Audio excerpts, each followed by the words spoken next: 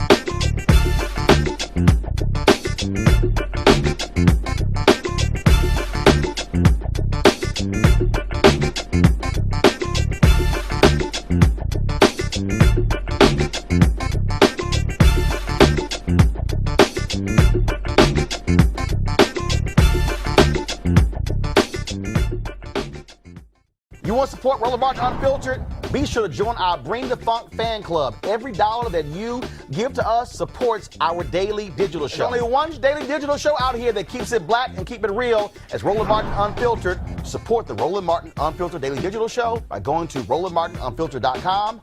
You can make this possible. White conservatives are freaking out. In fact, last night it was so funny on Fox News. They had a special, Laura Ingraham, and she had DeSantis, she had the governor of Texas. And so here's the new thing. All these white Republicans, their new thing is trying to say systemic racism doesn't exist. Listen to Florida Governor Ron DeSantis, the person who they're proclaiming to be the front runner for the Republicans in 2024, going on and on and on with white nationalist Laura Ingraham, whining about systemic racism. This proposition that we are a systemically racist country. Your reaction? Well, it's a bunch of horse manure. I mean, give me a break. This country has had more opportunity for more people than any country in the history of the world. And it doesn't matter where you trace your ancestry from. We've had people that have been able to succeed and all. And here's the problem with things like critical race theory that they're peddling. They're basically saying all our institutions are bankrupt and they're illegitimate. Okay, so how do you have a society if everything in your society is illegitimate? So it's a very harmful ideology, and I would say really a race-based version of a Marxist-type ideology. So we've banned it in our schools here in Florida. We're not going to put any taxpayer dollars to critical race theory, and we want to treat people as individuals, not as members of groups. I find that to be laughable, Teresa, because they damn sure don't mind treating black folks as groups when they're trying to have voter suppression. Yeah, that entire, I watched it as well. And so that entire roundtable discussion, with the conservative leadership of the party is really disturbing, because not knowing, the impact of that conversation and those in the audience, I actually had a friend who was doing production on that side, and I'm like, how many African Americans were there? There were probably like 3 people and they're on staff. So when we talk about systemic racism and how, and Governor DeSantis said he eliminated that education inside the school system, he's really doing a disservice, not only to the individuals that's in his state, but also to the culture. Because you have to understand, and Roland, you talk about this all the time, when we really, start to dig into what systematic racism is and what it looks like and the various forms thereof. And so when we have, elected leaders saying this type of ideology and people are essentially, okay with this and okay with not knowing where our history and not knowing, how we came out of it, but then got a nerve to say that opportunities are just at the horizon when really, African Americans and immigrants actually built this country. It's a hard shocker. Again, for those who are being elected and teaching this type of doctrine, who knows what the generation is going to be, and it's just really harmful to the public. Actually, no, but I think to Jason's point, let me channel Dr. Greg Carr, who would say right now, I'm glad to see the white nationalists speaking publicly what they've always said and believed privately. Because see, because it's now become real, now they got no choice. There's no such thing as dog whistle anymore. No, they're hollering, they're screaming, they're yelling. They're saying exactly what the whole deal is. Donald Trump was the embodiment of white supremacy. And Donald Trump said stuff not giving a damn, and the rest of the party was like, oh, well, hell, we don't have to listen to Lee Atwater and use other phrases. We could just go ahead and say it. We don't want y'all asses here. The travel ban, that's all that was about. We do not want people of color. What did Trump say? Why can't we get more people from Denmark? What was he saying? Hey, we need more white people. Game, recognize game. So, Jason, what our response has to be is to say, thank you. I appreciate you showing your sheets without the hoods. No, I agree. And number one, people from Denmark don't want to come here because they've got universal health care and a lot of things that we need here in this country. But I think you're absolutely correct. I think it's good when people, it's the old metaphor that I think Malcolm gave where he talked about, a wolf and a sheep, a wolf and a fox. A wolf lets you know who they are and you can see them coming. A fox pretends to be with you while he's sizing you up the entire time. And so I'm actually glad that people like Donald Trump have exposed a lot of these members of Congress, a lot of people who are celebrities, a lot of others. We know who they are and what they represent now. And I think that's actually a good thing. Like, I'm not shocked anymore when these people expose themselves and show exactly who they are, what they stand for, and the policy that they stand for. And I think one of the scary things, though, and I see what Ms. Tiffany is saying, is the fact that it's been so mainstreamed to be hostile to people of color, whether it's Muslims or whether it's immigrants from Central America. It's become so mainstream to speak so openly about being hostile to those groups that it's going to be uncomfortable. But I think, again, like the brother was saying earlier, we just have to continue to fight against that and to, make inroads that way. Bottom line is, folks, we got to know exactly what we're dealing against, and we got to prepare folks for it. All right, folks, back to our Roland Martin Unfiltered video in just one moment. It's time to be smart. When we control our institutions, we win. This is the most important news show on television of any racial background. Y'all put $2, $3, $4, $5, $10, $15, $20, $30 on this and keep this going. What you've done, Roland, since this crisis came out in full bloom. Anybody watching this, tell your friends. Go back and look at the last 2 weeks, especially of Roland Martin Unfiltered. I mean, hell, go back and look at the last 2 days. You've had sitting United States senators today, Klobuchar and Harris. Whatever you have, you can bring to Roland Martin Unfiltered to support it, please do, because this information may literally save your life. Watch Roland Martin Unfiltered daily at 6 p.m. Eastern on YouTube, Facebook, or Periscope, or go to RolandMartinUnfiltered.com. Support the Roland Martin Unfiltered Daily Digital Show by going to RolandMartinUnfiltered.com. Our goal is to get 20,000 of our fans contributing $50 each for the whole year. You can make this possible. RolandMartinUnfiltered.com. You want to support Roland Martin Unfiltered? Be sure to join our Bring the Funk fan club. Every dollar that you give to us supports our daily digital show. There's only one daily digital show out here that keeps it black and keep it real as Roland Martin Unfiltered. Support the Roland Martin Unfiltered daily digital show by going to RolandMartinUnfiltered.com. You can make this possible. Let's go to Virginia, where critical race theory workshops mandated for teachers are now required learning for youth sports coaches. Baseball coaches in the Alexandria Little League received an email urging them to cancel practice to attend the Sports Can Battle Racism class. The league is requiring its coaches to take the anti-racist workshops before the season ends. The virtual learning sessions cost up to $10,000 for the league and minors and mirrors similar critical race theory training teachers in many Virginia school districts and now required to take to foster actively anti-racist learning environments. Nothing wrong with going to class. I'm quite sure Republicans in Virginia, Ben, are not going to be happy, and they'll be bitching and moaning about this real soon. Yeah, we can expect this before the end of the night. They're absolutely going to lose their minds over the fact that this is being offered as a class, and then, God forbid, it's going to cost the county $10,000. The number one thing that white supremacists fear is the ability of the people who have been oppressed in this country because of racism to be able to tell their own history. And so they are going to come. I expect a full court press. In fact, I think Fox News is probably going to cover it tonight, if not tomorrow, because the number one thing that they're afraid of in this country isn't COVID-19, it's critical race theory.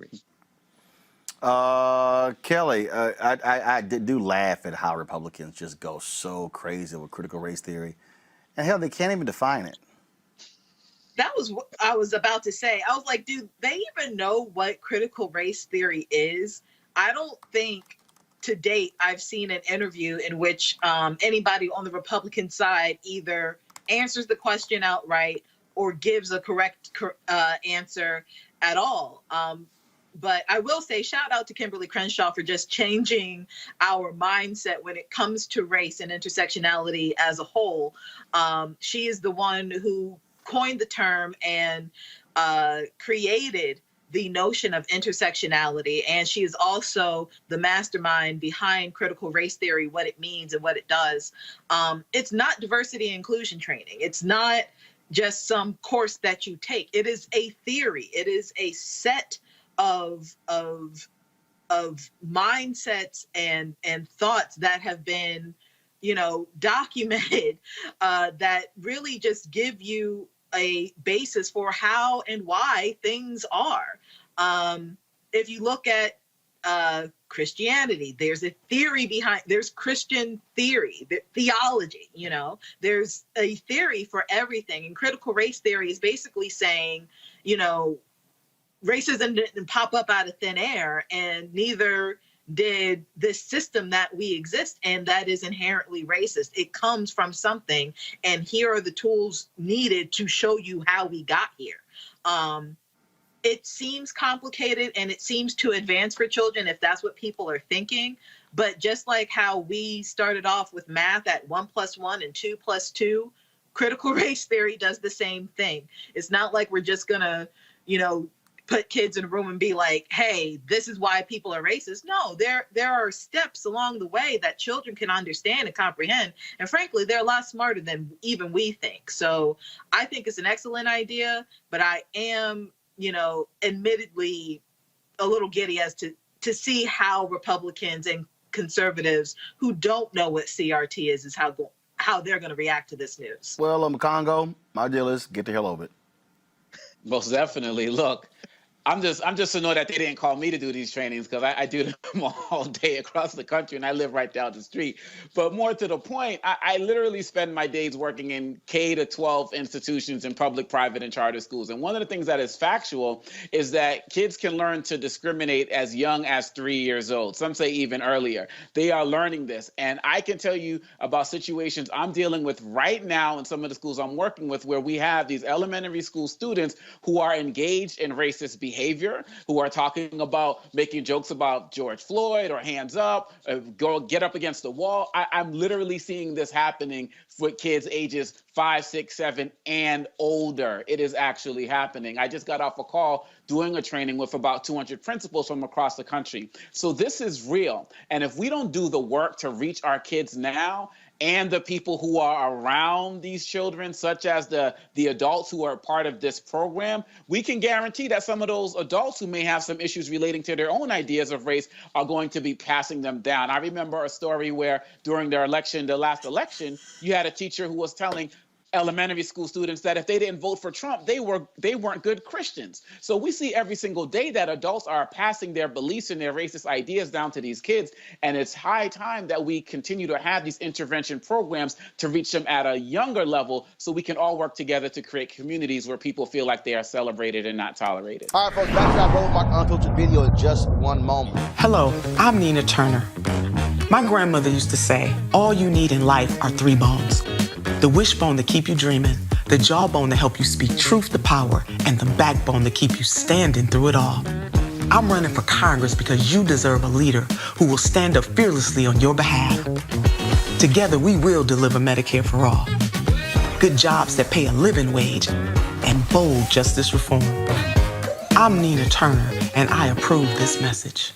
You want to support Roland Martin Unfiltered? Be sure to join our Bring the Funk fan club. Every dollar that you give to us supports our daily digital show. There's only one daily digital show out here that keeps it black and keep it real. As Roland Martin Unfiltered. Support the Roland Martin Unfiltered daily digital show by going to RolandMartinUnfiltered.com.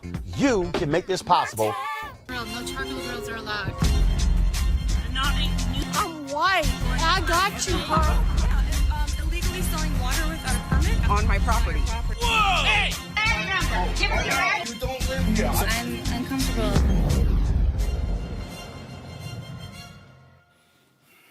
The leaders of white fear in America is Fox News and conservative talk radio. Folks, their newest boogeyman is critical race theory. You want to hear some idiotic stuff? Listen to these fools on Fox and Friends, Steve Doocy, Ainsley Earnhardt, and the village idiot Brian Kilby. Big difference between now and the 1960s. They're not acknowledging any improvement in our culture, the gains made, and how we're more equal, even despite our faults, than any other country. The other thing is, they're not only trying to raise up minorities and make sure the playing field is even, they're trying to take down the white culture. And they're wondering why, and this generation of Americans wonders, why aren't we all Americans? Why are we being marginalized on a daily basis on our gender, our sexuality, and the color of our skin? And it's not even subtle. It is actually out there. Sure. It is written in black and white.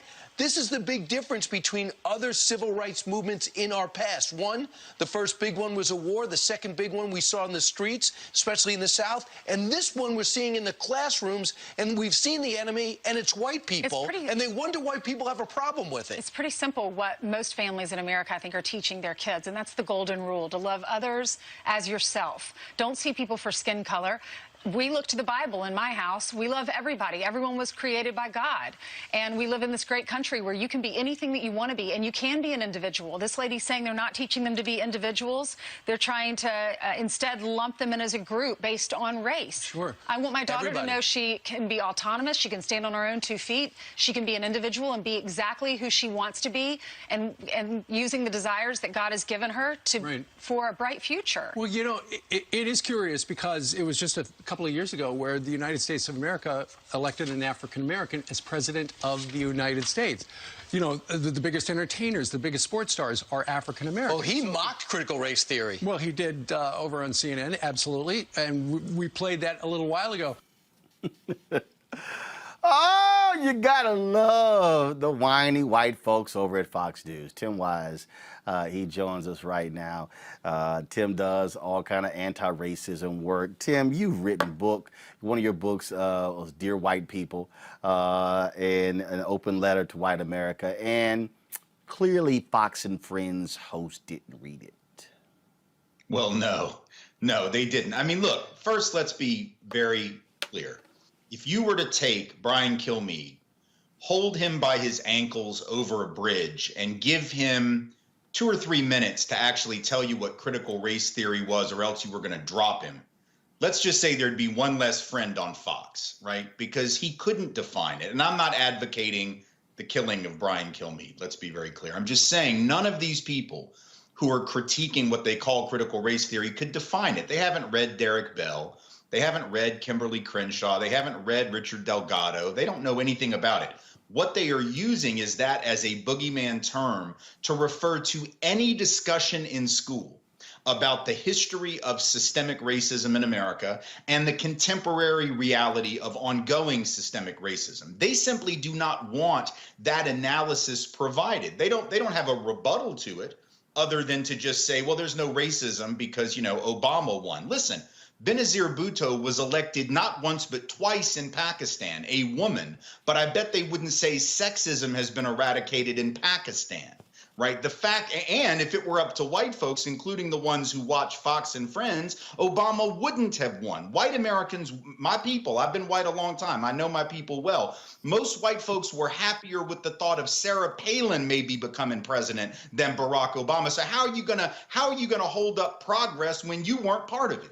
How are you going to brag about the progress we've made and then put a hat on that says make America great again, which means you don't think we needed to make all that progress because stuff was cool 50 years ago and 70 years ago? I mean, the contradictions are massive, but what they all tell us is that there is a group of white folks, probably the majority of white folks clearly, who are afraid of a counter narrative. We prefer the George Washington and the cherry tree history, even though that story was a lie.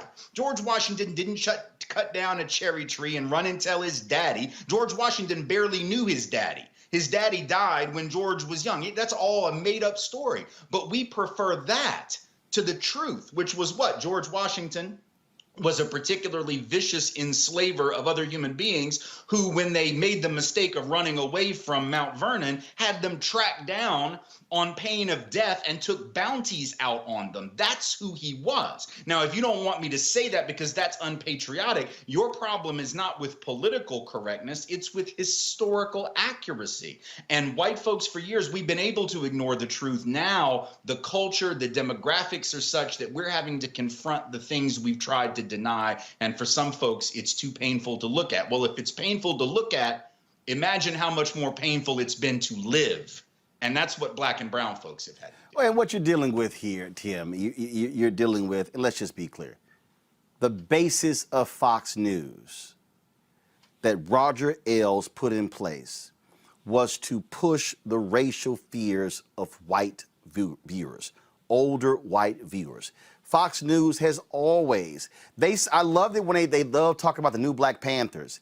And the media, they talked about the new Black Panthers more than anybody else, and then criticize the media for covering the new Black Panthers. It was Bill O'Reilly who attacked Ludacris when he had his Pepsi deal. It's always been that. And so what you're dealing with now, what critical race theory is, and here's a photo here. Amna Nawaz of PBS covered this. This is a Loudoun County school board meeting, and all these white folks turned out. 121 people signed up. And what was hilarious is that the superintendent said, we don't teach critical race theory in any of our schools. But these dumbasses who watch Laura Ingraham, who watch Sean Hannity, who watch Tucker Carlson, and now it's like critical race theory is now the banner, put everything that's racial in under that, critical race theory, and they have no idea what they cannot stand. And Brian Kilmeade said it.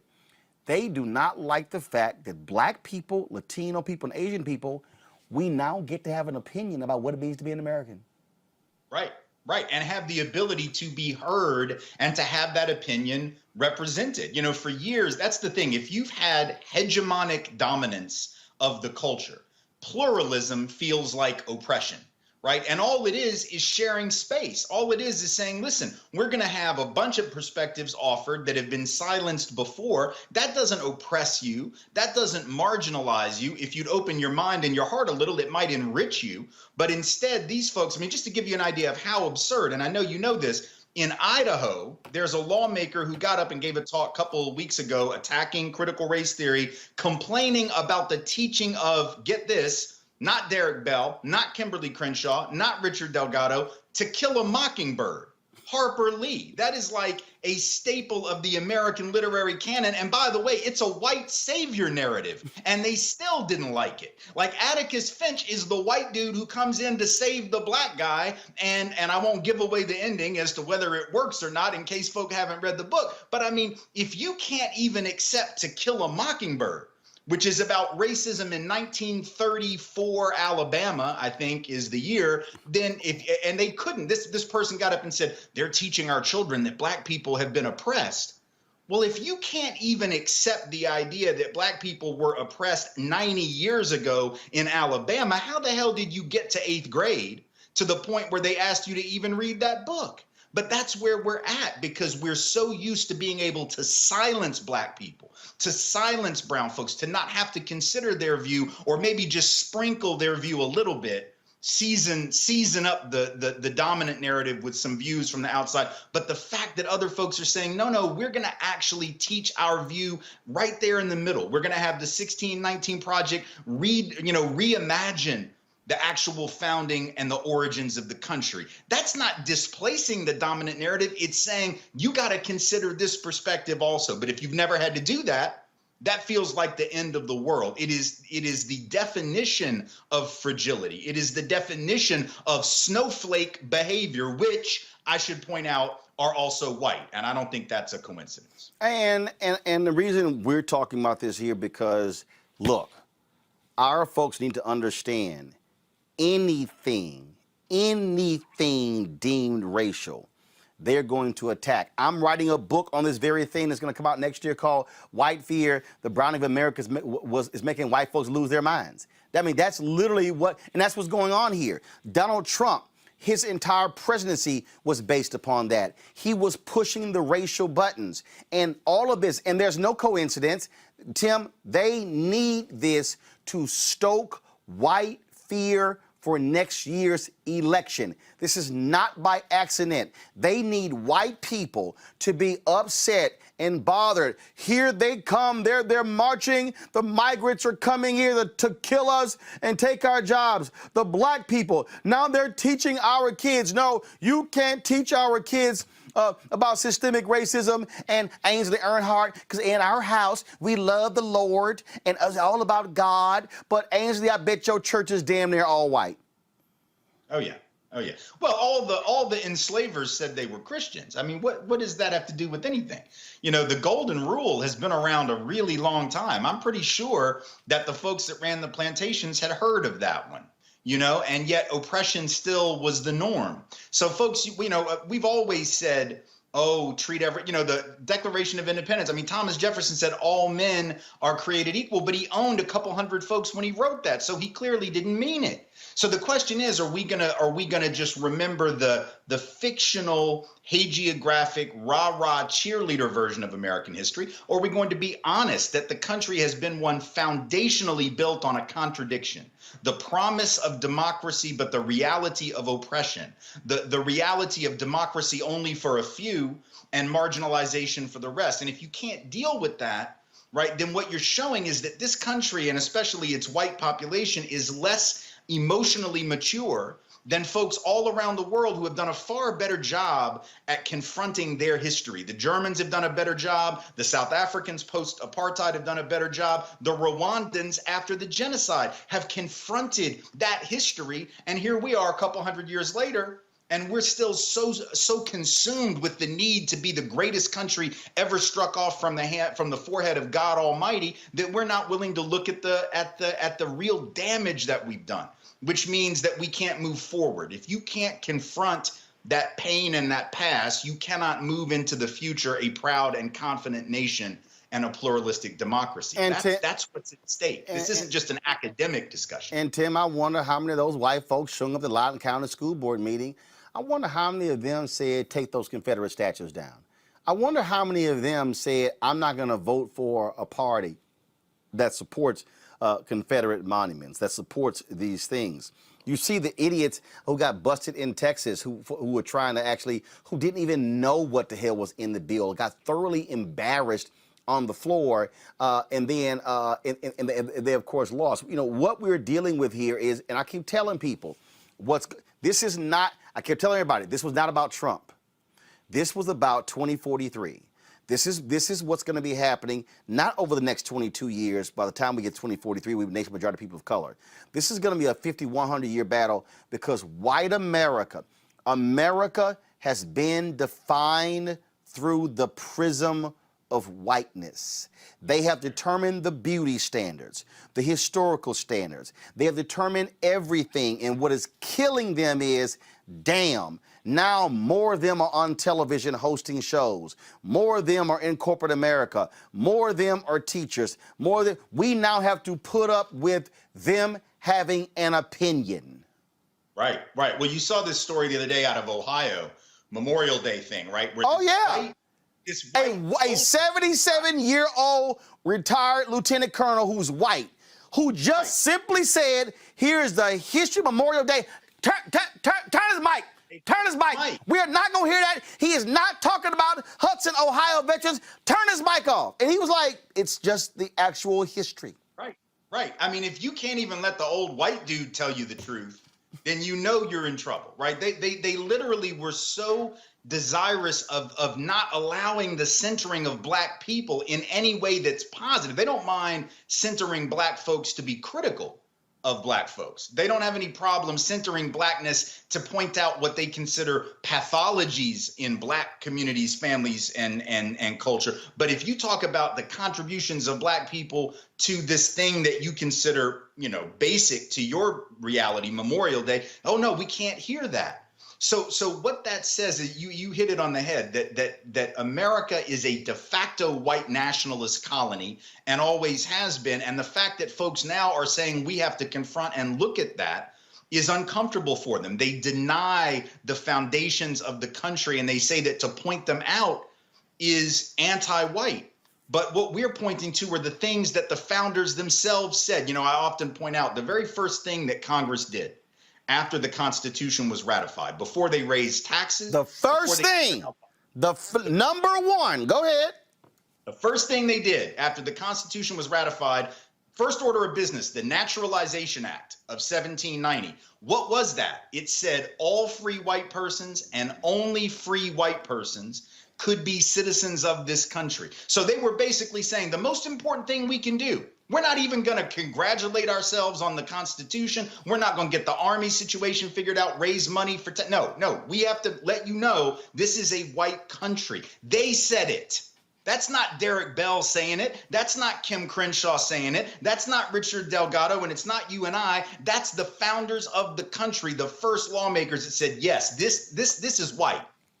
And so if that's what your country's been for hundreds of years, and folks actually say, no, really, it was never a white nation. Y'all just thought it was, and you ran it like it was, then that becomes the source of division. And so these folks can say, you're the ones creating the division by bringing this up, but the division is in the Naturalization Act of 1790. The division was in the colonial creation of the concept of whiteness, which didn't exist in Europe before quote unquote white people came here. That's something that was created here. You cannot blame the pushback for the division, because the pushback was in response to the original division. That's what white supremacy is.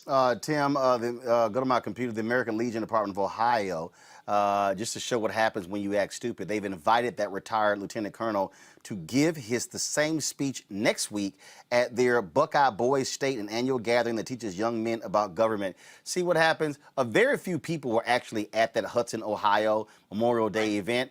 These idiots are so stupid. They actually made it bigger by turning off his microphone. I got to ask you this, which is last question for you. We've had Jane Elliott on the show, and she's always great. What needs to be happening in white America? Are we seeing more Jane Elliott's, more Tim Wise's? What should be the and I got white folks who watch this show. They email me, and I appreciate it. I had a white woman who emailed me the other day. She said she's learned more about black folks and about the actual history of America watching our show than she's ever had in her life, and she thanked me for doing this show. What should be happening in white America, in white churches? What should be happening in white households, white fraternities, the discussions that should be happening? What do you want to say to them?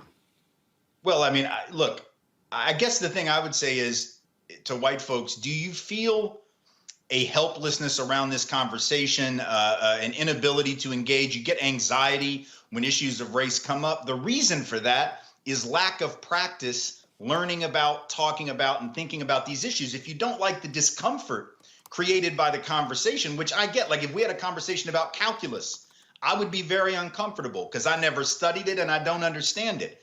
Same is true here for a lot of white folks. Never having to think about the issue of white supremacy as a system and its role in our own lives leaves us like the person that didn't take calculus. The problem is the only way you get better at it is to watch shows like yours, read the books that need to be read, and engage in the conversations. Challenge your family, challenge your colleagues, talk to your children. And if you're a child, talk to your parents, because sometimes the children are ahead of the parents in that regard.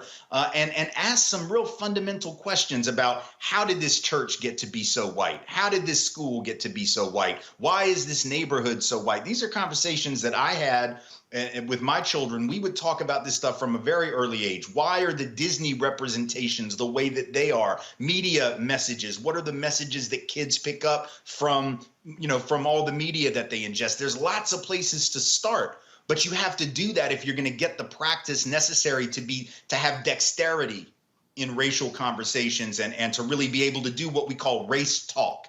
Right, which is a kind of language. Because if you understand race talk, you wouldn't get upset when folks say white supremacy as a system. You wouldn't do the Brian Kilmeade, they're trying to destroy white culture. Well, why do you identify with white supremacy? We were just talking about white supremacy. We didn't say Brian Kilmeade. We didn't say anything about you, Brian. Why are you getting defensive? Well, because you don't understand race talk. If you actually had been around black and brown folks talking about race, you would realize it's not personal, this is business. Right? This is not personal. It's not an attack on you. It's an attack on a system of thinking, a system of institutional reality. That's what we're trying to change. This is not about good people over here and bad people over here. Most folks are pretty good folks. But if you're a good person caught up in a bad system, you'll recreate the damage of that bad system. And what you're saying is not just to conservatives, because there are progressives, there are liberals, there are Democrats who do the exact same thing, and they go, but no, I support the NAACP and the UNCF. No, but your whiteness also is peeking out from under the sheet too. Absolutely. Yeah, 100%. Tim Wise, we appreciate it, man. Always a pleasure to have you on the show.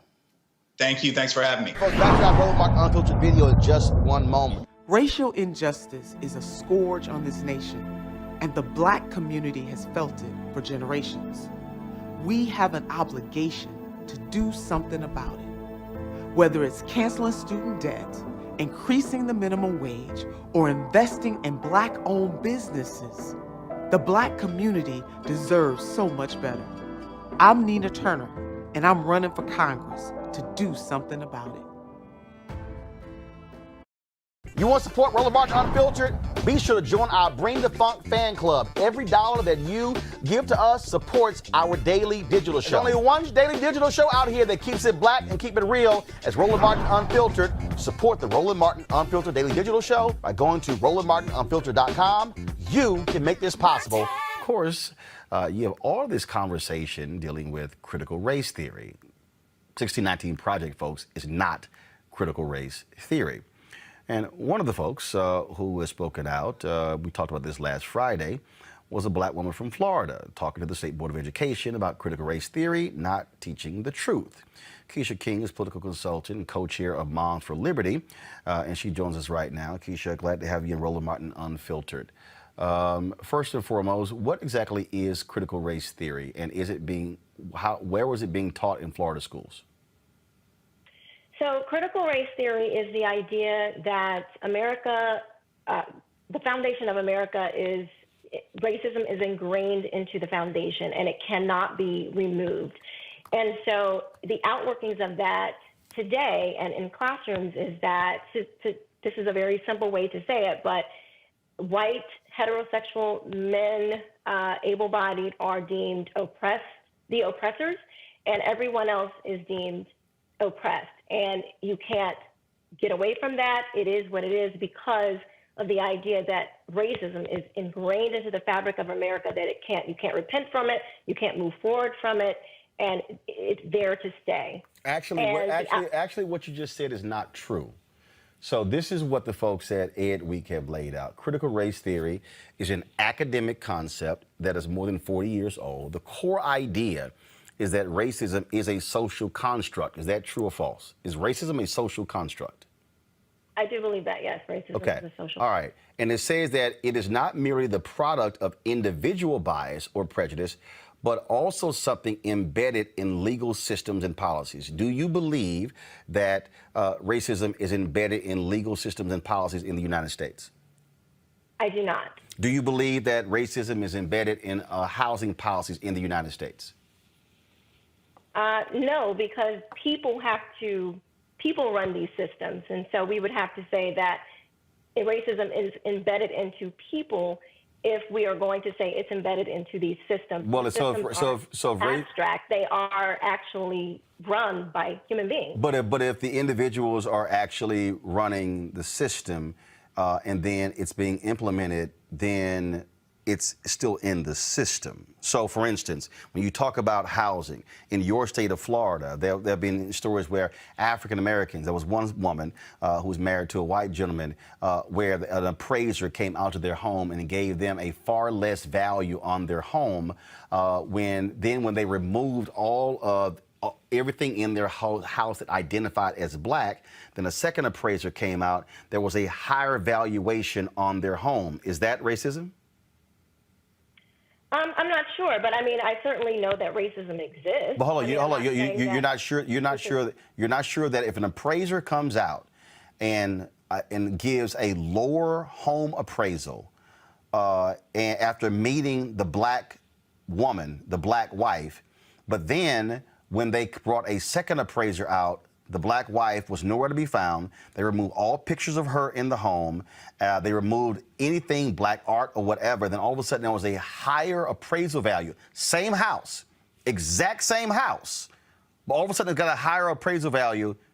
Is that not racism in housing? For me, I would have to have more information. That doesn't necessarily mean that it could be racism. Well, what do you think it is? What do you think it is? I don't know, but I wasn't there. I would have, for me, I would have to have more information. So let me ask you this question: Do you believe that systematic redlining of communities where black people live, is that racism? Redlining? Yes. Yes, that was racism. But isn't that systematic? Because that was a system that was actually imposed by banks. It was imposed by the federal government. It was actually a part of federal policy. Is that not racism? That was the law at a point in time. However, today, in 2021, where we have many more diverse people that run these corporations, we have much more of a diverse. My bottom line is America has progressed.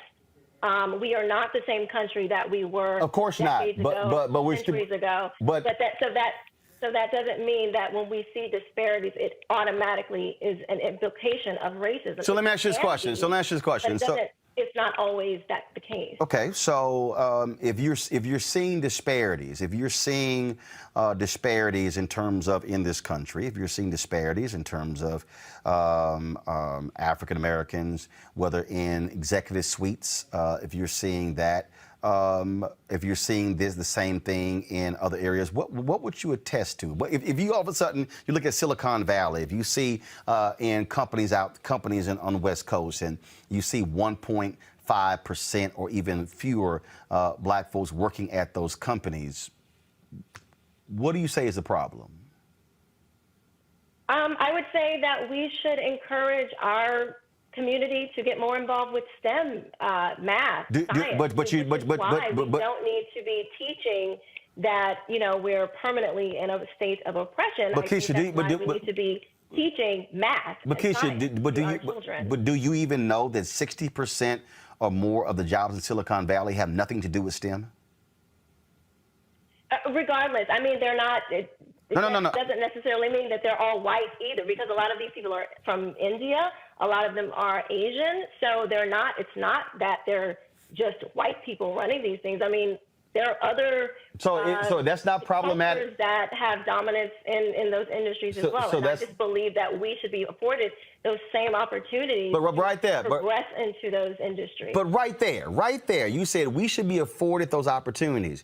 There have been African Americans who have worked at companies like Google and Facebook who have said, who were there on the recruitment side, who have said that those companies refuse to hire and recruit from HBCUs, refuse to have programs. And so black folks who worked in those companies, who were advocates, who said that what you just described, we should have an opportunity, what they say is opportunity was not given. They wouldn't even, and in fact, what they would even do is they would even have a sliding scale, would go, oh, because they didn't come from Stanford or Harvard, yeah, that's not going to work. So when you say the opportunity, but isn't that also racist when you don't even want to recruit from HBCUs, when you look at an HBCU education as less than, when you're not providing those level of opportunities, when you're remarked, well, they don't fit into our culture. What do you ascribe that then? I mean, these are individual circumstances. I'm not going to blanket the entire black community as being less than because. I'm sorry, I didn't say less than, but that's them. Telling me that they didn't, because I know plenty of success. I'm looking at you. You're a very successful black man. Well, guess what? Plenty of very successful. But hold up. I'm not saying that is without struggle. I'm not saying that is without competition. No. That is without any of those things. But you left out racism. But you left out racism. I don't believe that racism is our primary problem in America today. No, but that's not what I said. That's not what I said. That's not what I said. What I'm saying is, but you did leave out racism. See, because what you don't know is that when I was an intern at the TV station in Bryan College Station, Texas, when a weekend sports anchor job came open at KBTX, the sports director, the assistant sports director, the 5 p.m. producer, the 6 p.m. producer, the 10 p.m. producer, they were like, yo, Roland's the best one for the job. The white male news director made it clear he was not going to hire a black male. His dear friend, investigative reporter Alice Brown, took me on a walk and said he's not going to hire you. Now, did that somehow stop me? No, but here's what I will say. Did that actually have an impact? First of all, it impacted me economically because I did not get that particular job while I was in college. But here's the whole point. Why should racism prevent me from being able to get a job? Yeah, the guy's name was Jeff Braun. I still call his name out.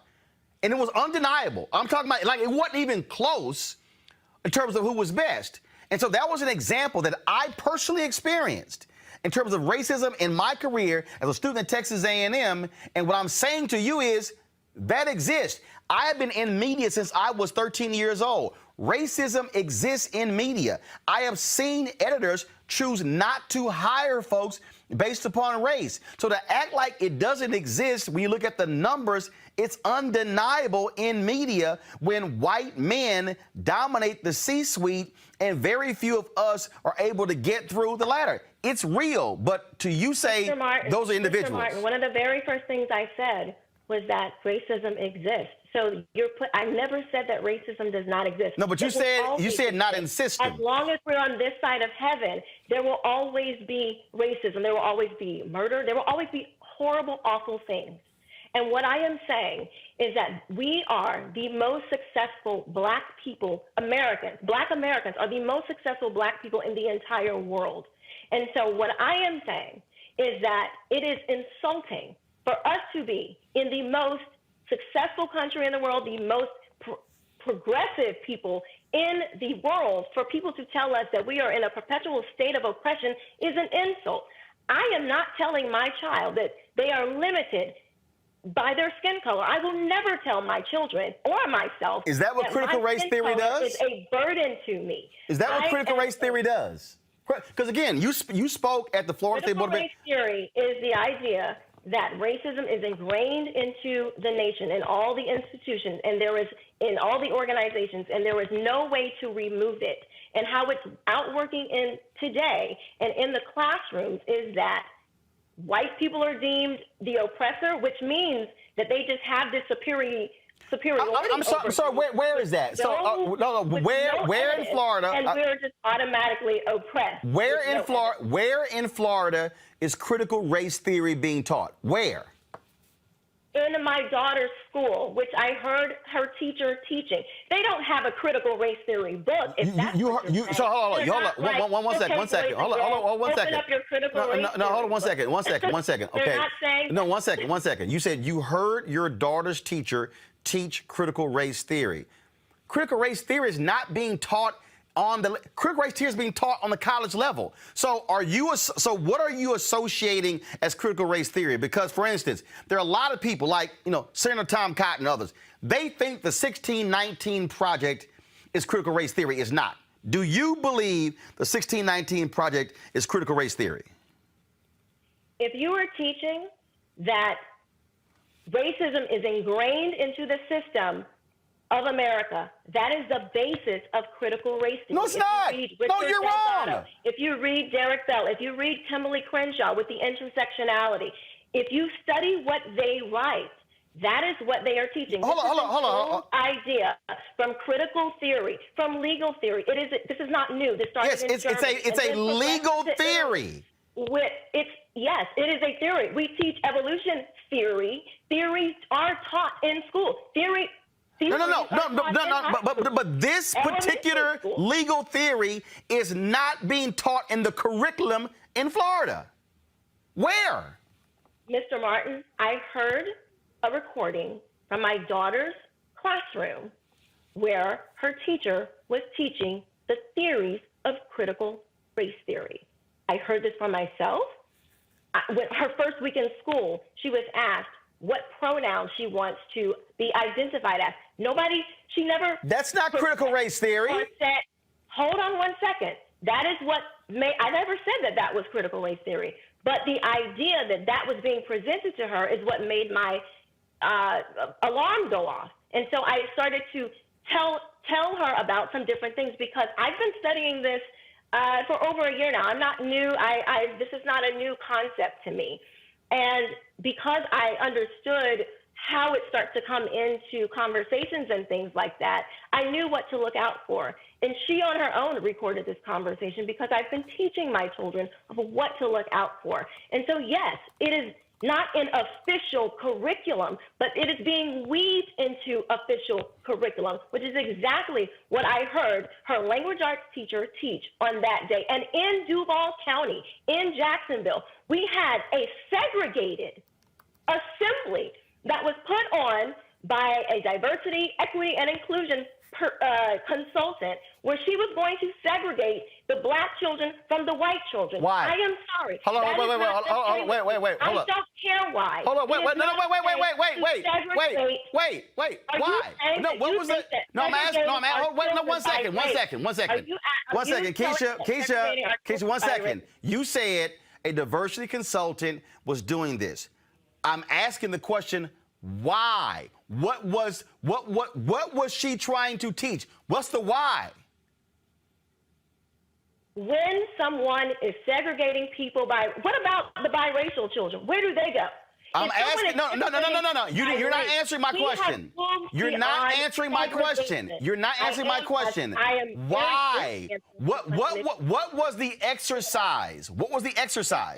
They never said why she did it. They said this is what's being done. No. Did you ask why? There is no reason. No. Did you ask why? There is no reason to segregate people by race. So hold on 1 second. Have they ever? We are not even. I'm 20% European. You probably have whites in your family. First of all, white folks in slavery slept with a whole bunch of slaves, so we already know how that goes. But I'm still trying to get back to, because again, you're not answering the question, because I still would like to know. Okay, when they did this assembly, what was the basis? What was it? Did you ask?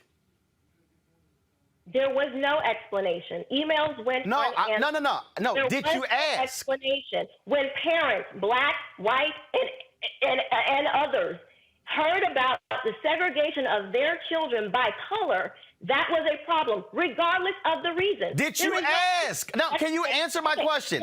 Did you ask? A good reason to segregate kids by Okay, color. Keisha, if there was an assembly and they separated boys and girls, would you be objecting? No, it depends on. Wait, hold up. So you're objecting, and you didn't ask why. You're objecting if there was an assembly separated by race, but you have no questions if it was gender. Why? Because there are distinct differences between girls and boys. Well, wait a minute. Hold up. Wait a minute. Are there distinct differences? And a white boy. What is the distinction between a black girl and a white girl? What is the distinction between a biracial girl I'm still and another biracial girl? I'm still trying to understand. I'm still trying to. Have you ever heard? Have you ever heard of the distinct differences? Our brains are even made up differently. Unless you think you agree with some of these. It's interesting. People are intrinsically different, are lower, are somehow different than other people. I cannot understand how you could think that there would be any good reason to segregate people by race. I find it interesting that you would not. I find it interesting. Why would we segregate people by race? I find it interesting that you would object. I find it interesting that you would say, oh, no, I wouldn't object to an assembly that was girls and boys, but you objected one based upon race, and you still haven't answered my question. Why? What was the purpose of them separating? What was it? I don't know the reason. I don't have to know the reason. No. Did you ask? There is no reason. Did you ask? So wait a minute. Okay, see, now I'm confused because you wouldn't ask why a separate assembly for boys and girls, but now you wouldn't. But you said I would have to ask if it was about race. That makes no sense. I think it's very obvious, and boys and girls are different. And there are legitimate things that boys experience at certain ages and legitimate things that girls experience at certain ages. So maybe, yes, there would be a reason to, biological reasons why you would want to, segregate the children by gender. That makes sense. But to segregate people by race, what is the difference other than more or less melanin? There's no intellectual difference. There is no, what is the difference between black children, white children, Asian children, Hispanic children, and all different types of people? What's the difference that skin color has to do with your ability to learn, with your ability to reason, with your ability to do anything in society? Would be a good reason to separate people by the color of their skin? Well, this is what we did back in the 1800s. I don't think we want to go back there. I certainly don't. And I would dare anybody try to tell my kids that any person is better than them based on skin color. And I can't believe that you would even think that that is something acceptable. Well, first of all, first of all, I use my brain. And what I do is my first response is oh my God, this is no. I would then go, the first I would say is, why? What's the basis behind it? Now, are you speaking about what was taking place at Douglas Anderson? Is that the school? Correct, at Douglas Anderson. So this took place at their School of Arts. And so what the school stated is that there were cultural issues that have arisen at the particular school. And the email states that one meeting will be for students of color, and the other will be for white students. It also reads about working together, we can all create the best DA. And so what they laid out in here was that this is, quote, over the last year, there's been tons of attention that has been drawn to the racial divide and tension at Douglas Anderson, and there were efforts made to try and pull things together, mend wounds, and improve relationships. But when I saw the memo, I couldn't believe it was like we took a step back. This is from LaToya Gunn. Now, her daughter has said that she's heard other students, white students, use the N-word. And so if they were trying to sit here and so are there racial tensions at the school? Have you talked to other black parents and white parents? Yeah, I talked to many black parents. My daughter went to the junior high that would be before she goes to. Are there racial tensions there? I've never heard of any racial tensions before this particular incident. And even still, even if there were No, racial hold on. I'm incidents, asking. why would you segregate the children by race? Well, Actually, it doesn't, Keisha. So, Keisha, because let me Mr. Roland, allow me as somebody who has dealt with some of these similar issues. It's very similar when in the workplace, where in an environment where a certain group, women, Latinos, African Americans, others, who might feel as if there are fundamental problems going on. You may have a group of black employees that meet with leadership, who meet with the boss. That actually happens. We did that when I was at CNN, where these things happen. In fact, Fox News, in June of last year, a group of black employees actually came together and held a meeting with the executive leadership of Fox News to complain about racism and other issues at Fox News. There was a discrimination suit that was actually filed by black employees at Fox News. So what you're actually describing, those meetings actually do happen, because what it does is it allows for leadership to actually hear from an aggrieved group to understand what is going on. So what you're saying is you didn't hear of any racism, but according to stories that are done, other black parents have talked about racial tension at this particular school. So if that's the case, do you believe that if there's racial tension in a place, that a group of black students should be able to gather to express their feelings directly to the leadership of the school? Should that happen? If the individual is affected, black, white, other, whatever no, you that's not are, what I asked you. I asked you a specific question. If you want to if you want to take that grievance to the leadership of an organization, a school, wherever it may be, by all means, go ahead. But to take the entire organization and say, even if you had nothing to do with it, even if you're not experiencing the same thing, and just say, we're going to separate the black folks over here and put the white folks over there, how is that actually, first of all, racial tension? Well, first of all, according to the school memo, it was white students and people of color, so people of color includes more than black people. But I'm going to go back to ask you the other question.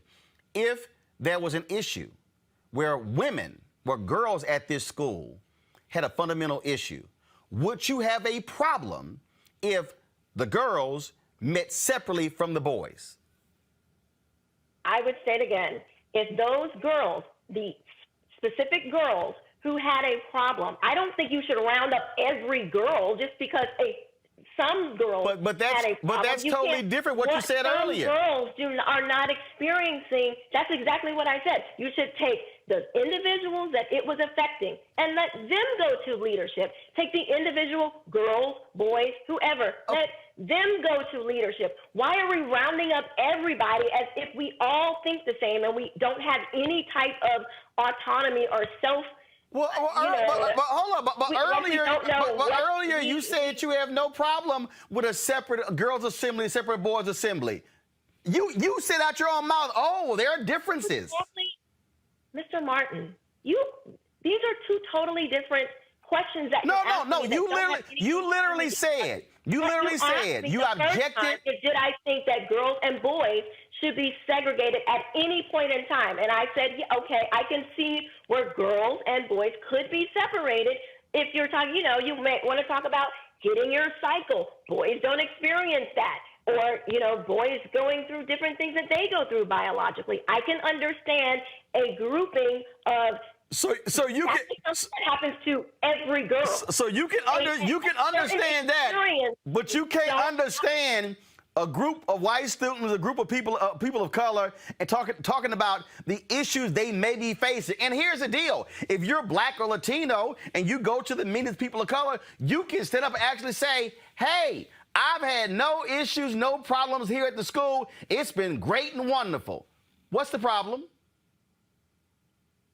I'm just saying that why do you have to drag everybody in? If it's a specific issue to those people who experience that issue, why can't we let them sort it out? Why are we trying to make this like that every person who is identifies within that group or maybe associated within that group, that they automatically have the same issue? Because probably if you've had such a widespread issue, you cast a wide net. And wait, but then again, you still had no problem with the group meeting. I'm still going to go back to this here because this is still very interesting.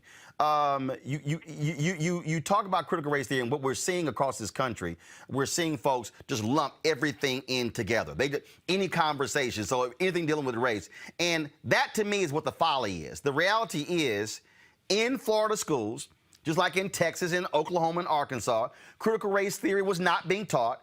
It was not in the curriculum. It was not there. And so, since I'm gonna use your example, Let me just use your example of, well, if this group has a problem, then take it up with them.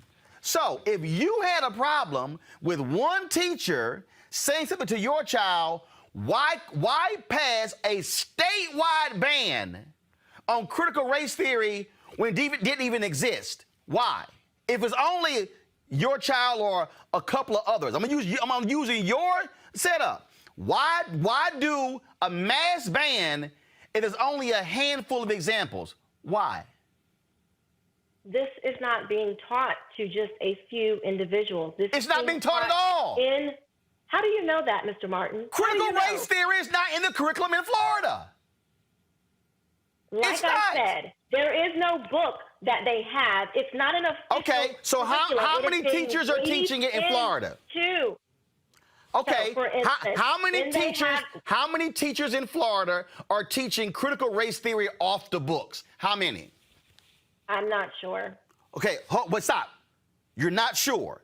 So you went before the State Board of Education and supported a statewide ban on something that you could not quantify. Yes, because anytime you try to segregate people by their race and say that's one school. Group of people No, Keisha. No, Keisha. That's one school. Racism, no, Keisha. Roland. Keisha. So Keisha, wait a minute. Hold up.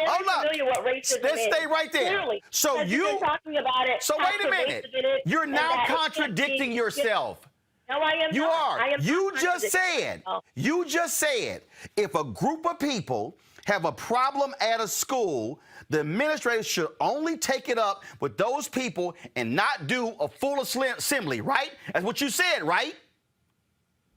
What I said was, if there is a specific issue, you were specifically talking about the Douglas Anderson case where there was a specific issue. I was speaking to that. As far as critical race theory, which is a separate issue, what I'm saying it's not being taught. This is being widely, yes, it and is. I asked you how widely? How widely? How widely? I don't know. Wait. Hold up. In my daughter's school. Hold up. 1%. Hold up. You gave me one teacher. So is it 5%? Are 5% of all teachers in Florida doing this? Do you know? Is it 10%? So if I was to say, okay, well, there's only 2% of racist people in the United States Congress, are you going to be like, oh, well, we don't have to worry about that because it's only 2%? No. I'm using your example. I don't want racist teachings anywhere in American classrooms. Here's the problem. You contradicted yourself. You supported a statewide ban on something that's not even being taught because your child recorded one teacher. You can't even answer. You literally cannot even answer how widespread is it. You said, I don't know. So your deal is, I don't, you sound like... You're okay with some racism teachings, as long as it's not widespread. No, here's the deal, Keisha. Okay. I'm going to use your example. Since you had a problem with one teacher, Keisha should have gone, oh, she hung up, y'all. See what happens? This is what happens, y'all. Did she hang up or did our system go out? She hung up. See, this is what happened, y'all, when you're busted. Okay, I got another guest coming up, but pull up my panel and tell my next guest to hold on, because I'm going to go to them. This is what happens when you're busted. This is what happens when you contradict your own argument. if Keisha had a problem with a teacher saying something in the classroom, she should have gone to the principal and then the school board. She supported the passage of a bill across the entire state because of 2 incidents. And then, Teresa, she couldn't answer, how widespread is this? How widespread is it? I don't know. She sounds like Republicans saying, yeah, we're going to pass new voting laws. We ain't got proof, but what the hell? We're just going to pass it. Yeah, I mean, Keisha, is obviously, I looked at her social media account while you guys were discussing, because I was just so curious about, where some of her ideas of how she came across this topic. And part of it is, even in her, mini bio, and it goes to a point here, but the mini bio, it says like rising star in the GOP, it's just mom, so, and then if you go on the timeline, it says, she was just on a program with Fox News. And so, again, I understand her profile. So I understand she is on message. But what I don't understand is the ignorance that we choose to have. I think education is a strong component here.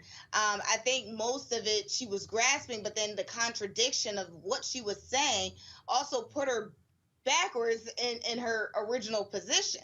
Because you can't agree with some portions of, I agree, I disagree with them separating blacks and whites, but I agree with them separating girls and boys. Like that, it just doesn't make sense, because what happened to the kids where, that they want to choose who they want to be? So, I mean, there's so many issues here, and I think that's really just surrounding her statement. But again, it also shows that the GOP is not bring her on. Okay, all right. So apparently Keisha wants to get back on. So Keisha, come on back. But here's the deal, Ben. I stand by my position. You can't support a statewide ban, every school district, every classroom, because of one teacher and your daughter. Yeah, I would like to ask Sister Keisha if we found more provable instances of racism than she found of provable instances of critical race theory being taught. Would she support the existence of critical race theory? I mean, since it's like almost like an all or none proposition with her.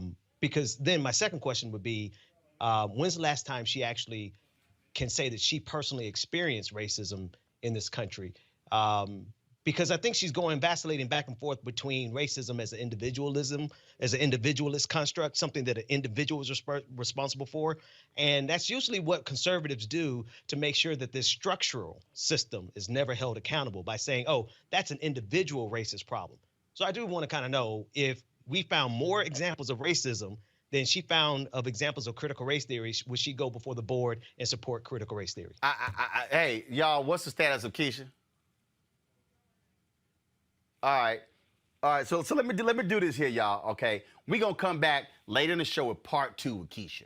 Okay, so is my next? Okay, she's picking up now. Okay, because I still want to know again how. Okay, Keisha, you there? I don't know what happened. Sorry. Okay, so I'm still. So Ben Dixon, you had a question for Keisha. So, Ben, go ahead and ask her the question, and let's see if she answers your question. Yeah, no, it's a simple question. If we were to show you provable, objective examples of racism, more examples of racism than you found examples of critical race theory being taught, would you go before the Board of Education with the same energy and the same fervor and demand that we do something about racism, since you put that metric out there in terms of how many times you saw critical race theory being taught? I would stand up against racism anytime I saw it. Absolutely. I'm not for racism, and I know that it exists. That's not what I'm saying. So yes, I would stand up against racism.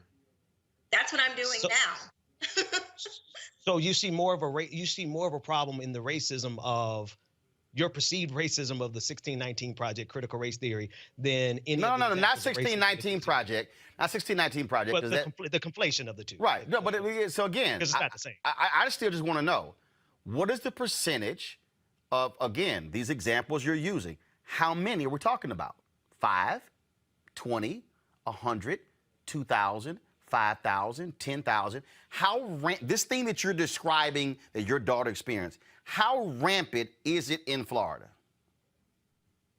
If it is any at all, I have a problem. So Anytime anybody is trying to tell children that they are in a perpetual state of oppression by a racial group, I don't care what the color is, that is racism. So Keisha, should the state, Keisha, if there are 5 examples, Keisha, if there are 5 examples in the whole state, instead of the principal or the school board handling that, your answer is ban it across the state.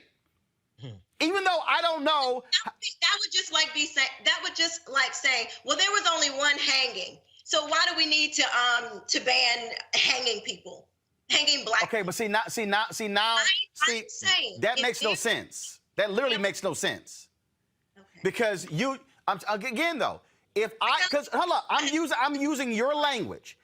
I'm using your language. You said that if there were a group of students or a group of people on a job who had an issue, that group of people should go to the superiors at that school to deal with it. You said, and not have a block-wide assembly. And what I'm saying to you is, if there are a group of parents who are objecting to a group of teachers, why not deal with those teachers and that principal, as opposed to say to the State Board of Education, oh, we're just gonna ban this thing across the state that actually doesn't even exist in the state. You do not see how you literally are contradicting yourself? Okay, well, if you don't believe that it exists, and if you really don't think that it is a problem, at this point, I'm not sure. No. See, here's the deal. Here's the deal. I'm gonna use a legal standard. In order for Roland to show, if I want to do a class action lawsuit, I have to show that there are multiple people who have been harmed. I have to actually show, I gotta have evidence. I gotta have data to say, oh, this isn't one case of Roland being harmed. No, here are multiple examples of African Americans who have been denied. What I'm saying to you is, you can't even provide that to me. You can't even tell me that 5,000 teachers or 7,000 teachers or 100 teachers. All you have is one teacher recorded with your daughter, and you stood up at a State Board of Education meeting and supported a statewide ban based upon one instance of your daughter. And I'm using your example. Why didn't you, versus have the state ban it, why didn't you go to the principal and the school district and say, I have a problem, let's deal with it here, as opposed to say, oh, let's do it? Because guess what? There are a bunch of schools and teachers who don't do what you do. So now you passed a law that impacts them, and they have nothing going wrong. Do you not see the contradiction? If they're not teaching it, then they don't have to worry about it. You already said they're not teaching critical race theory in the district. You said they're teaching it unofficially. That's right. And there's many. And how many teachers are unofficial? Keisha, answer my question. How many teachers? If teachers are teaching Keisha, answer my question, Keisha. How many teachers? I don't know that answer. Keisha. I don't know, because you're admitting. So Keisha, you are admitting you do not know how many teachers in Florida are teaching unofficially critical race theory. All you know is one. No, that is my personal experience. Okay, how many then? Give me a number. How many? There are many parents. How many? No. I don't want many. Give me a number. What's many? 10, 30, 50, 100? Parents who have seen things in their schools. How many? Hundreds. How many? Just in my universe. How many? Countless stories. How many? No, I didn't ask for countless or many. How many?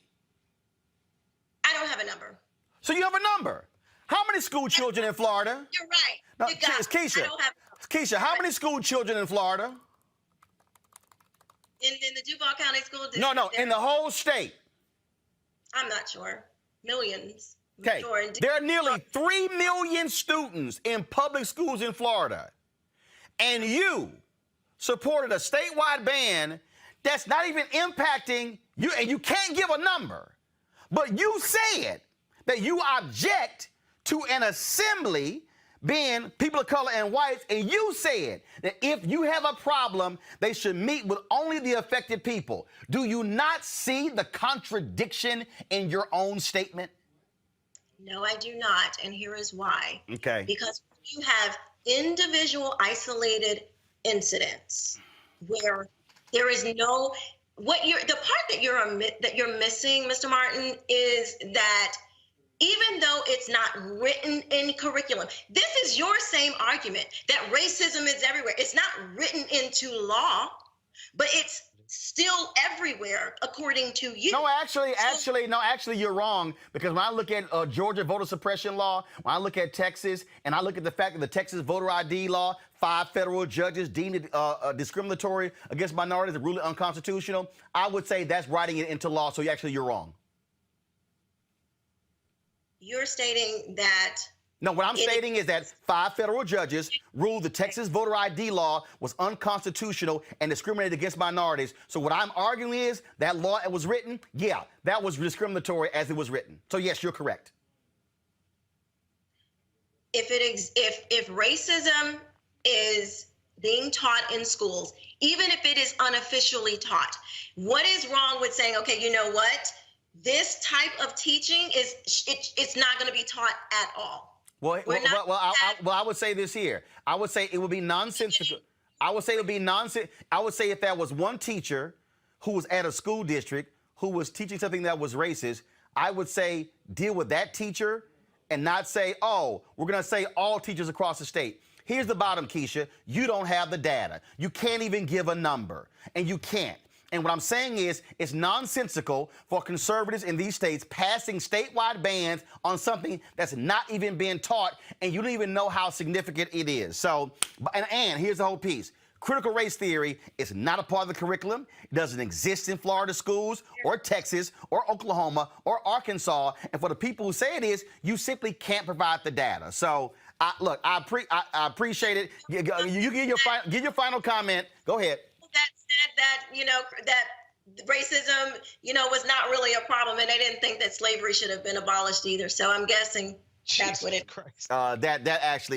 That's just totally nonsensical. It makes no sense at all. And the bottom line is this here: you can't even provide an actual number. You use words like many and a lot. Those are the words that people use when they don't have the numbers to back them up. So that's why I'm simply saying you might want to be specific. You might want to have folks bring it in, but you don't have it. You don't. And so what you chose to do is to say, oh, I want to kill a fly, I'm going to fire a bazooka. And again, your own example at Douglas contradicts what you did before the State Board of Education. And so good luck for Moms for Liberty. I hope to spend some time in Florida. And yeah, I'll certainly be talking about the issue, how race does impact us in our society. And we're going to call out on every level. And we're also going to call out those politicians who support these racist voter suppression policies that we see existing, especially there in Florida as well.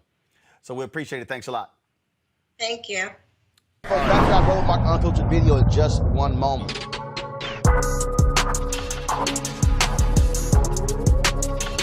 What on? Everything and nothing at the same time. You looking great. Thank you. What is it about all these black folks in Essence that's just so different and special? And they what? What's so special about and unique with all the black folks, the black love here in Essence? That is what? That is what? That is all black love. That's what's significant and different about it. It's pure. And then, of course, you got all the sisters. Sorry? Then, of course, you got all the sisters as well. Exactly. And brothers. Oh, yeah. Things going well for you? It's going real well for me. God's been real good to me. Still being good to me. I'm just doing what I got to do. It's always good seeing you.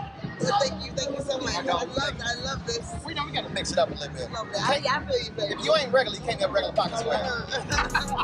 All right, folks, each and every single day here on Roland Martin Unfiltered, we're going to feature that Essence Festival Coca-Cola throwback moment leading up to, of course, this year's 2021 virtual Essence Festival. Because of COVID, they're not having the big gathering in New Orleans, but they will be virtual. And so on June 26th and June 27th, two weekends, June 26th, June 27th, July 3rd, July 4th. Essence Festival will be virtual. You can simply go to their YouTube channel, the Facebook page, and go to essence.com to actually watch it. You're going to have the workshops in the daytimes beginning at 2 p.m. And then, of course, the concerts beginning at 6 p.m. Eastern every single night, going until 10 p.m. And so we look forward to sharing with you some of our throwback moments. That, of course, was Shaka Khan from the 2016 Essence Festival. So we've got some great stuff dipping into my archives to show you. And we're going to do that every single day right here on Roland Martin Unfiltered. And we're going to be sharing photos on my social media. So go to Instagram, go to Facebook and Twitter, Snapchat. You'll be able to see those throwback moments as well. And so we're going to give you guys an email to share some of your Essence Festival throwback photos and video that we're going to be sharing with the audience. And we certainly look forward to doing that.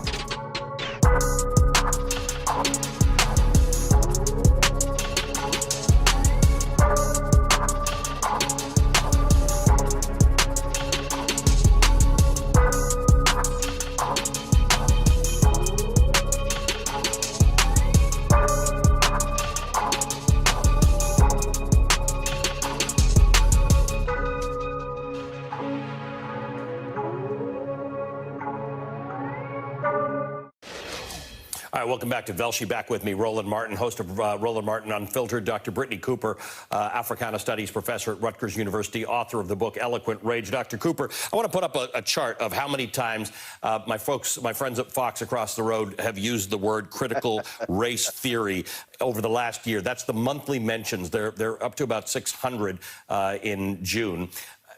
I guess people just don't understand. The critical means a critical examination of race in this country. People have taken this to mean a theory that's just critical of white people. I'm not a fan of cancel culture. I'm a big First Amendment guy.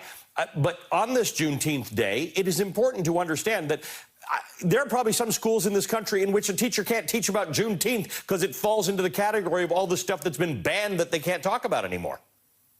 Absolutely. So, look, we're at the heights of white hysteria again, because what these folks have done is wage a battle on knowledge. They don't want us to be an informed citizenry, because it turns out that when people actually do know better, they sometimes feel a moral compunction to do better. These people could keep insulting their own base. They basically are saying we want to keep our base ignorant so that we can play on their most base level emotions about grievance and exclusion, and then use them to really wage this kind of informational based race war. But it's also so deeply intellectually disingenuous, because critical race theory is only taught at the highest levels of academia. It's typically not even taught in undergraduate education. It's typically only taught in graduate school, because it's something that emerges out of the study of the law. So what these folks are really saying is that they don't want their children or any black and brown children to have an accurate accounting of African American history, an accurate accounting of American history, right? That is the thing that they are. That is what they are resisting. Yeah, your description of that, Roland, is Dr. Cooper's description of that is not what Ted Cruz said it is. He said it's little kids in school, white kids being taught to hate themselves. Here's the whole deal. I'm not going to debate critical race theory, because they're idiots. Fox News, let's be real clear. Let's be real clear. This is a white nationalist strategy. This has nothing to do with education. This has nothing to do. This is about 2022. The Republican Party, Fox News, need angry white people at the polls in 2022 to take back the Senate and the House. That's it. Christopher Rufo, one of the leaders of this, he literally tweeted this. He said, "We have successfully frozen their brand, critical race theory, into the public conversation and are steadily driving up negative perceptions. We will eventually turn it toxic as we put all of the various cultural insanities under that brand category. The goal is to have the public read something crazy in the newspaper and immediately think critical race theory." PC. Now their woke is now replaced PC. They are trying to drive white people to anger them, to drive them to the polls. That's all. It's an election strategy. What mainstream media has to do is is falling for banana in the tailpipe when conservative media does this. And so that's what they want. Debating critical race theory. What is it? Was being taught. I had a crazy black woman on from Florida who went before the State Board of Education, said, this one teacher said this to my child. And I said, so one teacher said something that you call critical race theory, and it wasn't, and you want the State Board of Education to change the whole law in the state? I said, that's idiotic. And I said, what's the percentage of teachers teaching it? I don't know. I said, and that's precisely the point. This is about electoral politics. And progressives, you better wake up, because these angry white Trump supporters, they are trying to win because they're mad they lost in 2020. So, Dr. Cooper, translates very clearly into the efforts to still suppress the votes of black people in this country that we continue to see, and they are expanding now. We just saw a protest in Michigan where people have filed all sorts of papers to have an audit there. I spoke to the Secretary of State of Colorado today. We're seeing it happening in Pennsylvania. Malcolm Kenyatta calls it artisanal voter suppression or something of that nature. We are seeing that follow up, not just in word, but in deed. Absolutely. Just like in 1865, look, I live in the state of New Jersey. New Jersey was actually the last state to abolish slavery, and it happened after Juneteenth. So there is a full court press, not just in the Confederate states, but also in these, these supposedly liberal pockets, even here on the East Coast, even up north, to reinstantiate white supremacy at every level, to reinstantiate white power. I think that Roland is right that this is an electoral strategy, but I also think Republicans are doing what they've always done, which is that this is their next tactic in their culture war, right? They want to make this argument that folks are being assaulted, and that their kids are being assaulted in classrooms, and they are now targeting K through 12, but they did this initial push even at the university level. This is why they came after Nicole Hannah-Jones, right, for doing the 1619 Project. These folks want to tell a whitewashed version of history in which they stole native lands. It was fine for them to do so because God wanted them to have this land, and that then they were entitled to black people to work this land. And they want us all to be happy and to say we've moved on. But it's so interesting that they think that it's black people who are stuck in the past, when clearly they are the folks who are reliving their 19th century glory, and they lost a war, and yet they keep on trying to refight and relitigate a war that they lost resoundingly. Then they lost again in the 1960s on the heels of the civil rights movement. So history does not ultimately go to these losers, but that doesn't mean that we don't have to be vigilant in continuing to say, here's what the truth is. We will fight you every step of the way.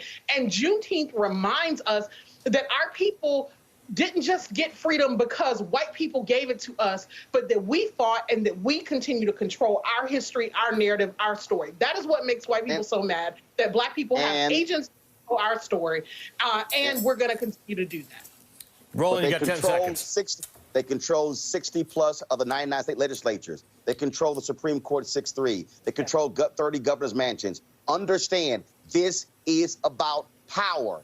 And if you don't think it's about power, then you have no clue about American history. White backlash has always followed black success in America. Read a book, and you'll understand what's happening today because it happened before.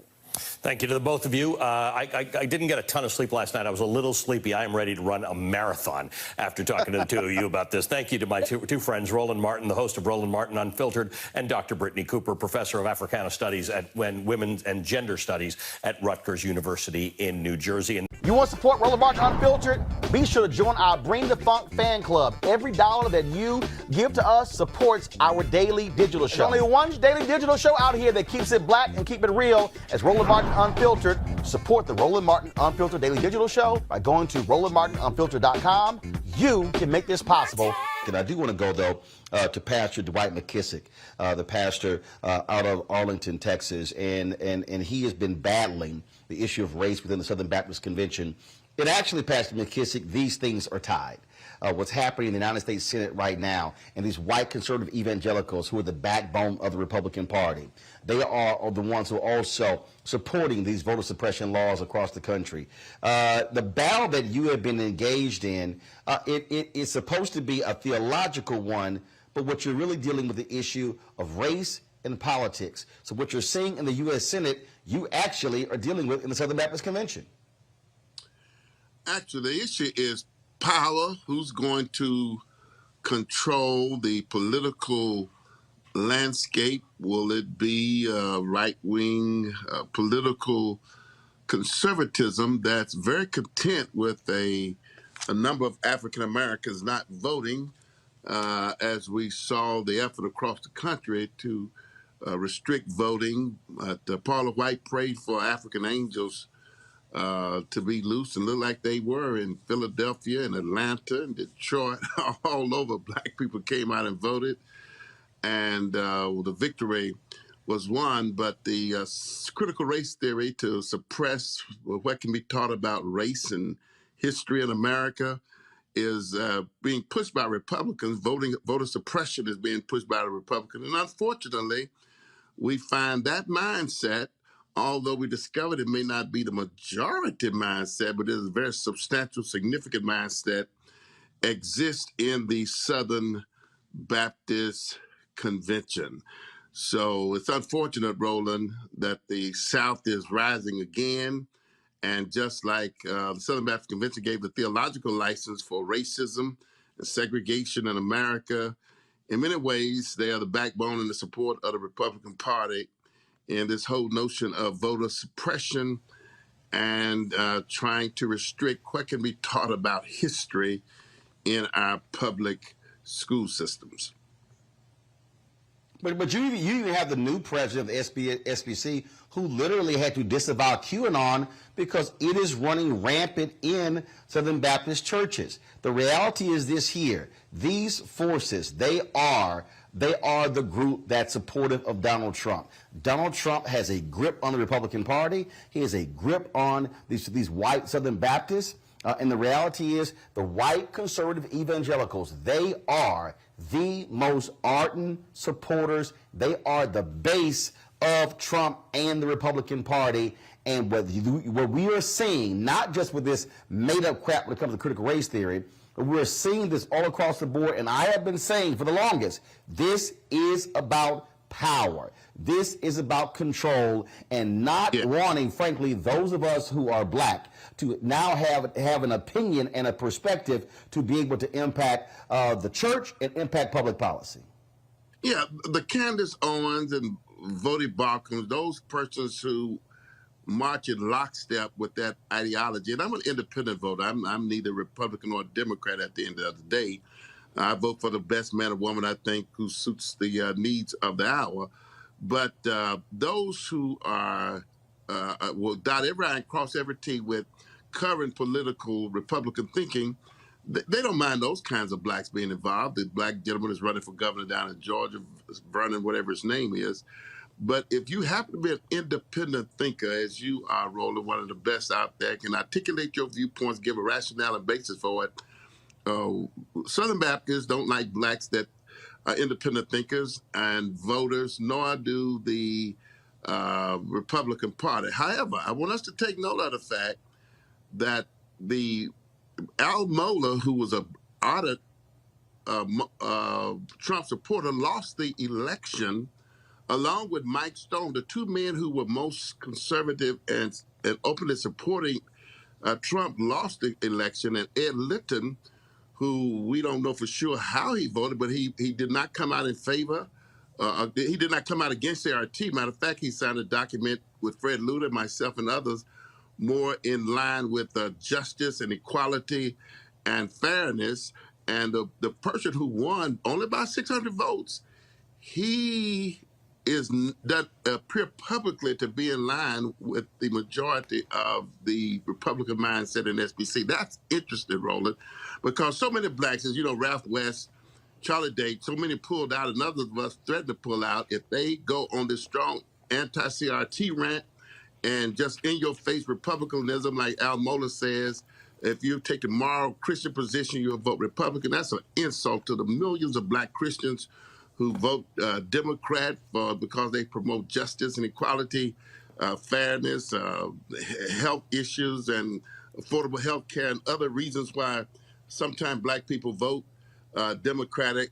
I don't think God is riding the back of a donkey or of an elephant. God is God, but people have a right to, under God, make their voting decisions, and I don't think we ought to moralize or spiritualize how one votes as being in favor, is touch with God, or out of favor and in touch with God.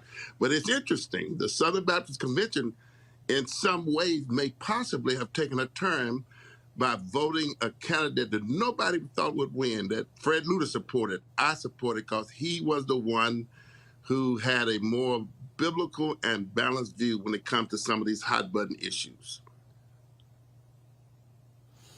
Well, it is certainly interesting times, and I have been warning people this for a long time. What you're seeing is you're white fear run amok. You're seeing it boils down to power, and you know, I got a kick out of Meghan McCain yesterday on The View, calling into question the spirituality of President Joe Biden because he is pro-choice and he's a Catholic, and the U.S. Conference of Bishops, Catholic bishops, passed a resolution. They want to deny communion to any Catholic who supports abortion. And my response to her was simply, hey, but the Catholic Church is also a strong believer against the death penalty. And are they going to deny communion to those who support the death penalty? It's amazing when folks love to pick and choose what biblical principles they want to support, but then they also want to talk about separation of church and state when it suits their needs.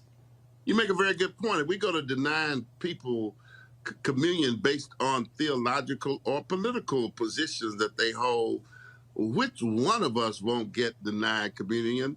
As you know, black people are not monolithic ourselves. A wide variety of opinions on a lot of different issues. And I think when it comes to the Lord's Supper in God's house, if you believe in the death, burial, and resurrection of Jesus Christ, the substitutionary atonement of Jesus Christ, that ought to be the sole basis for the Lord's Supper, not how one check a box when it comes to politics. So I think the Catholic Church is out of lockstep on that issue. And I think it would be just really unfair if we go to asking people to check political boxes to determine whether or not we'll serve them the Lord's Supper. Well, I'll tell you this here. I also said this to Meghan McCain. I said, the Bible talks a whole lot about the poor, and there's a whole bunch of folks, especially on the right, on the Republican side, whose policies are not in line with the poor. I said, so if y'all want to have that conversation, let's have it. You're exactly right. A safety net was provided in Scripture. God said, keep a corner of your field for the strangers, the aliens, the foreigners, the what sometimes are called the immigrants or illegal immigrants. He said, make sure you plant enough food to take care of them. Remember the poor, is we find that in Galatians 2:10, as Paul said, as a way of demonstrating your faith. God has a heart for justice, equality, and the poor. He has showed the old man what is good, to do justice, love mercy, walk humbly with our God. And sometimes we find that lacking in the Republican Party. I think one reason George Bush, whether you like him or not, succeeded, he touted compassionate conservatism. And to some degree, I think he modeled and demonstrated compassionate conservatism. We're not used to seeing that among Republicans, and certainly not since Ronald Reagan. My mama named me Dwight after Dwight David Eisenhower. So at some point, blacks have not always had animus toward the Republican Party, but we have seen some ruthless things here under the Trump administration when it comes to race, and we are continuing to see a bent toward taking things back. Make America great again. Many of us feared that might mean make white America great again, or take it back to a time where blacks were not empowered and didn't have some opportunities and hope for a brighter day as we have today. And I think, Roland, I appreciate what you're doing and so many others to make sure that this voter suppression will not succeed, and that compassion and mercy and justice for the poor is always a part of our political landscape. All right, Pastor Dwight McKissick, Cornerstone Baptist Church, Arlington, Texas. We certainly appreciate it. Thanks a lot. Thank you, Roland. God bless you. Good being with you today. Folks, back to our Roland Martin Unfiltered video in just one moment.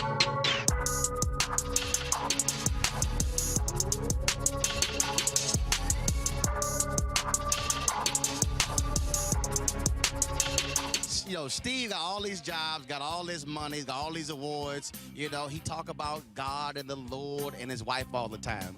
So he was over here talking, and his wife was there, and I knew it was his wife, so I walked up behind her and gave her a kiss on the cheek.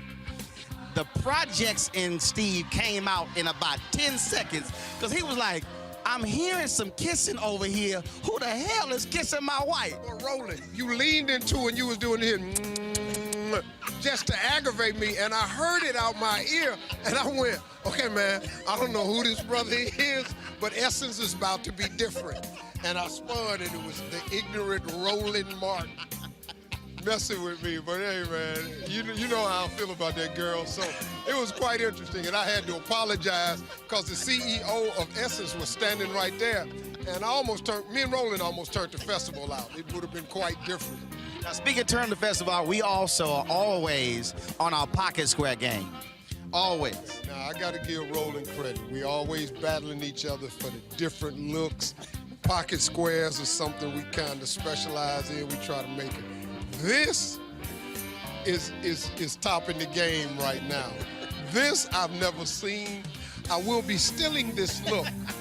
As soon as I find the people from out of this country that he bought this stuff from, and I get a proper email, I'll be sending to China or wherever he bought Japan or Yugoslavia, wherever they made this, and I will be looking. That is hot. I got to give it to you. That's the best pocket square I've ever seen. Now, the last piece. Steve is a big golfer. I'm a big golfer. So when we going to have this golfing brothers thing? See, Roland, you're trying to talk me into something that you've been doing a lot longer than I. See, you've been playing golf since college. I took it as my PE at Texas A&M in '87. See, right there, I picked up golf after Tiger won the Masters. And then I bought a set of clubs and played with a custom set of clubs for 5 years without a lesson. I can't tell you the bad stuff I've ingrained into this swing.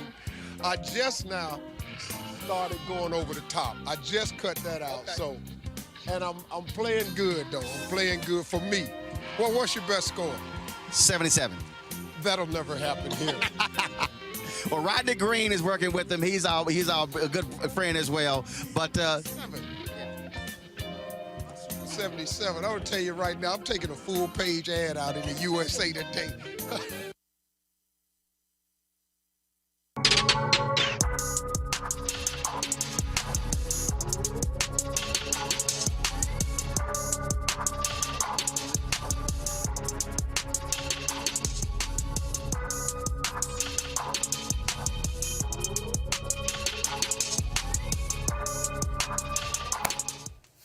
All right, folks, don't forget this Friday, the virtual festival, Essence Fest Live Loud Virtual Festival begins this Friday. You can go to essencestudio.com, essence.com. The virtual festival will take place Friday through Sunday, and then, of course, it takes place again next weekend, July 2nd through the 4th. On Monday, we're going to have a recap of the first weekend of the virtual festival. And then, of course, on July 5th, we're going to have a recap of the second weekend.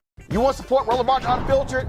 Be sure to join our Bring the Funk fan club. Every dollar that you give to us supports our daily digital show. There's only one daily digital show out here that keeps it black and keep it real. It's Roland Martin Unfiltered. Support the Roland Martin Unfiltered daily digital show by going to RolandMartinUnfiltered.com. You can make this possible. I'll bring in Nicole Hannah-Jones, of course, the creator of the 1619 Project, in right here, because all of this dovetails is perfectly what she's been dealing with in response. Of course, all these people being so upset. I mean, these white folks are really bothering themselves by the 1619 Project, because I keep telling y'all, white folks in this country are so fragile. They can't handle history, but they can only believe his story, okay? They can't handle anything else. That's why you have now Senator Mitch McConnell trying to attack her and telling the Department of Education, don't you dare include the 1619 Project in any federal grant programs in this country. Nicole, we've been talking about, of course, the comments made by Senator Tim Scott. And then even right there, when you heard him on Face the Nation trying to say, well, the reason we had the Pickford decision was because money was being taken away from black farmers to white farmers, and now we're trying to reverse that? No, Tim. We're trying to still deal with the inequities from the Pickford decision, because even that wasn't enough. And you would think a black man from South Carolina could understand that. But no, instead, he's simply tap dancing on the dance card of the Republican Party. Well, I think that Representative or Senator Scott does, I think he does get it. He certainly understands, coming from his roots, that Pickford was about redress for discrimination. But this is something that it's a tool we've seen the Republican Party use really since the end of the civil rights movement. When you could no longer legally discriminate against Black Americans, the tactic then became to claim that redress for discrimination is equivalent to discrimination. That if you actually are trying to undo the harms of discrimination, that is just as bad as discrimination. And you've seen the Supreme Court make similar rulings, for instance, in Parents Involved, where it said, programs to try to help desegregate schools were just as bad as programs that segregated schools. So I don't believe that he doesn't know what he's talking about, but he's sticking within the talking points of the Republican Party. And it sounds, I was just going to say that the reason it's effective is, of course, it framed that way does sound unfair. Well, why should white farmers not be able to get something that black farmers get?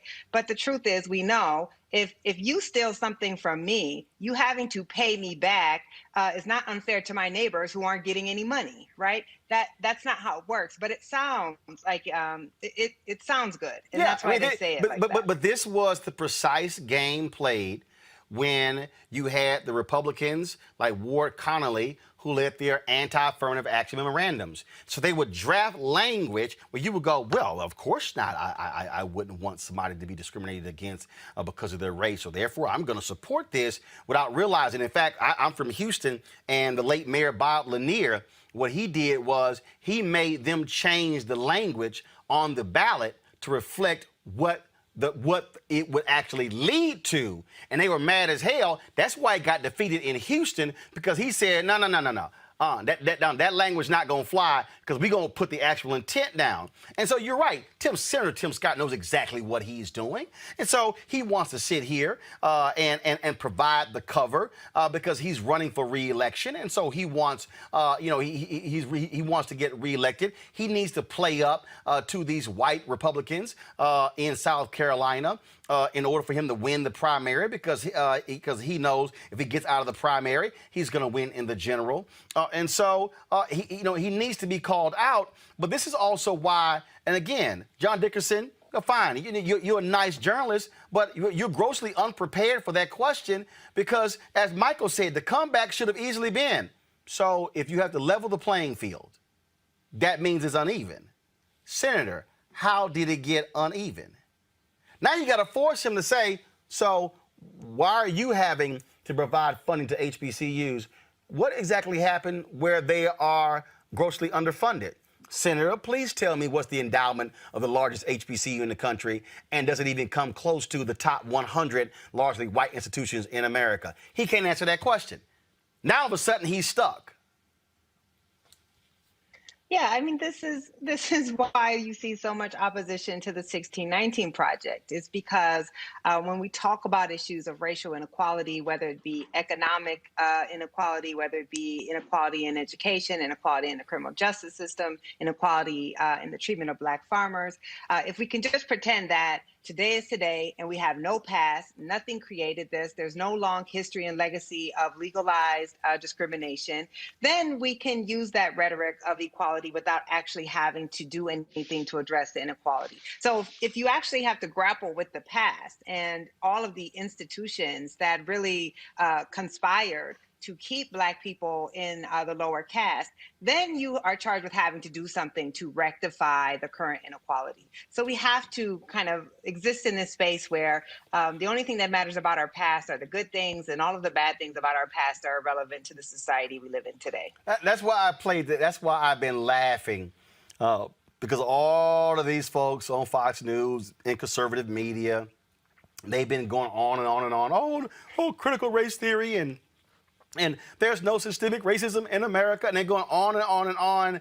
And you're sitting there going, so y'all just want to act like all these facts just don't exist? So it just so happened that black people proliferate the criminal justice system. That thing just happened. That's just on y'all. Y'all were just born criminal, and that's why. Oh, the health disparities. Oh, no. Please, racism in medicine had nothing to do with that. In fact, that's gonna be our next conversation. How this white doctor treated a brother who went to the hospital. She's like, hey, yeah, you want some narcotics, huh? I mean, Nicole, the reason black people initially were not addicted to opioids is because white doctors would not prescribe opioids because they said, yeah, they just here trying to get a high. And guess what? They ended up hooking white folks on opioids. Yes. Absolutely. It's the one time where being discriminated against has actually saved our lives for a brief period of time. So of course that's not the case anymore, and black people are now also being ravaged by the opioid crisis. But I think what this just speaks to in general, if you were to ask, I don't even know how Republicans discovered all of a sudden critical race theory, because it's been around for at least 2 decades. But if you were to ask them to list a primary text of critical race theory that they've read, if you were to ask them to actually give examples of how critical race theory operates in our society, they couldn't give those examples. They haven't read the text. They don't actually know what it is.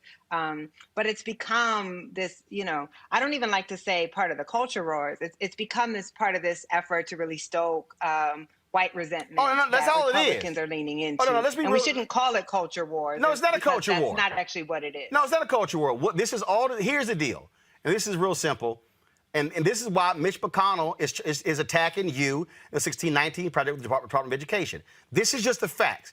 And this is why I need all the black people who are bitching and moaning about what Vice President Harris had to say to understand what's going on here. This is very simple. Stock market, jobs report, major bills being passed, highly popular with American people. President Joe Biden's approval ratings high. What they need, they desperately need white conservative evangelicals and non-college educated white people to be so enraged with wokeness, cancel culture, critical race theory, 1619 project, black farmers getting $5 billion, and then they trot out Senator Tim Scott. What they need is they have got white people. They're coming after our way of life. That's why I'm dropping a book next year called White Fear. That's all this is about. And so we got to understand not to get caught in their game.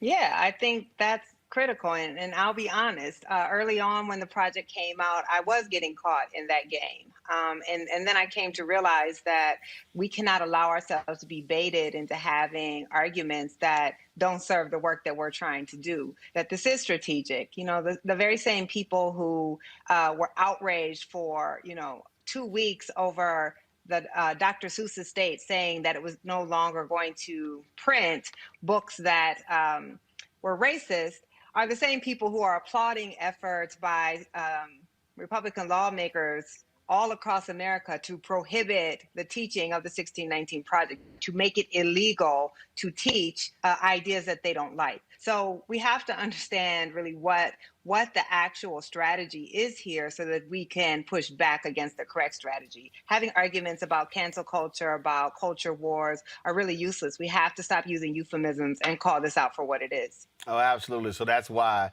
anytime I see any of these people, and in fact, you got to understand, literally right down the hall from me is Bob Woodson, who came out with that, whatever that 1776 thing or whatever the hell that thing was. And I was like, Bob, that crap ain't gonna fly. And so you can sit here and have these white folks, white conservatives, prop you up, and talk about we need to have personal responsibility in our neighborhoods.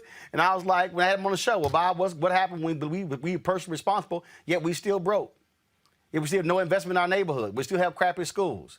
So what do we then have? See, they don't want that conversation, which is why the response has to be, no. Let's talk about exactly what's happening So we're not going to get caught in the racist, not racist conversation. And that's the trap they want to set for us. And my deal is you got to be smart enough to not fall for it. That's why I think as people, and again, I'm not, y'all, people know I went after Obama on a lot of stuff. I'm not covering up for Vice President Harris.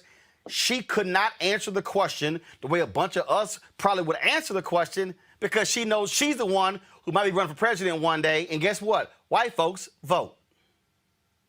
Well, and she's the second highest ranking official over United States of America. So the expectation that she is going to say that she is helping to run a racist country it's not a realistic expectation. We understand that politicians have their role, and those of us who are not politicians have our role, and we as journalists have a role to tell the truth. That's not necessarily the same role that politicians have all the time. They have to speak to their constituents.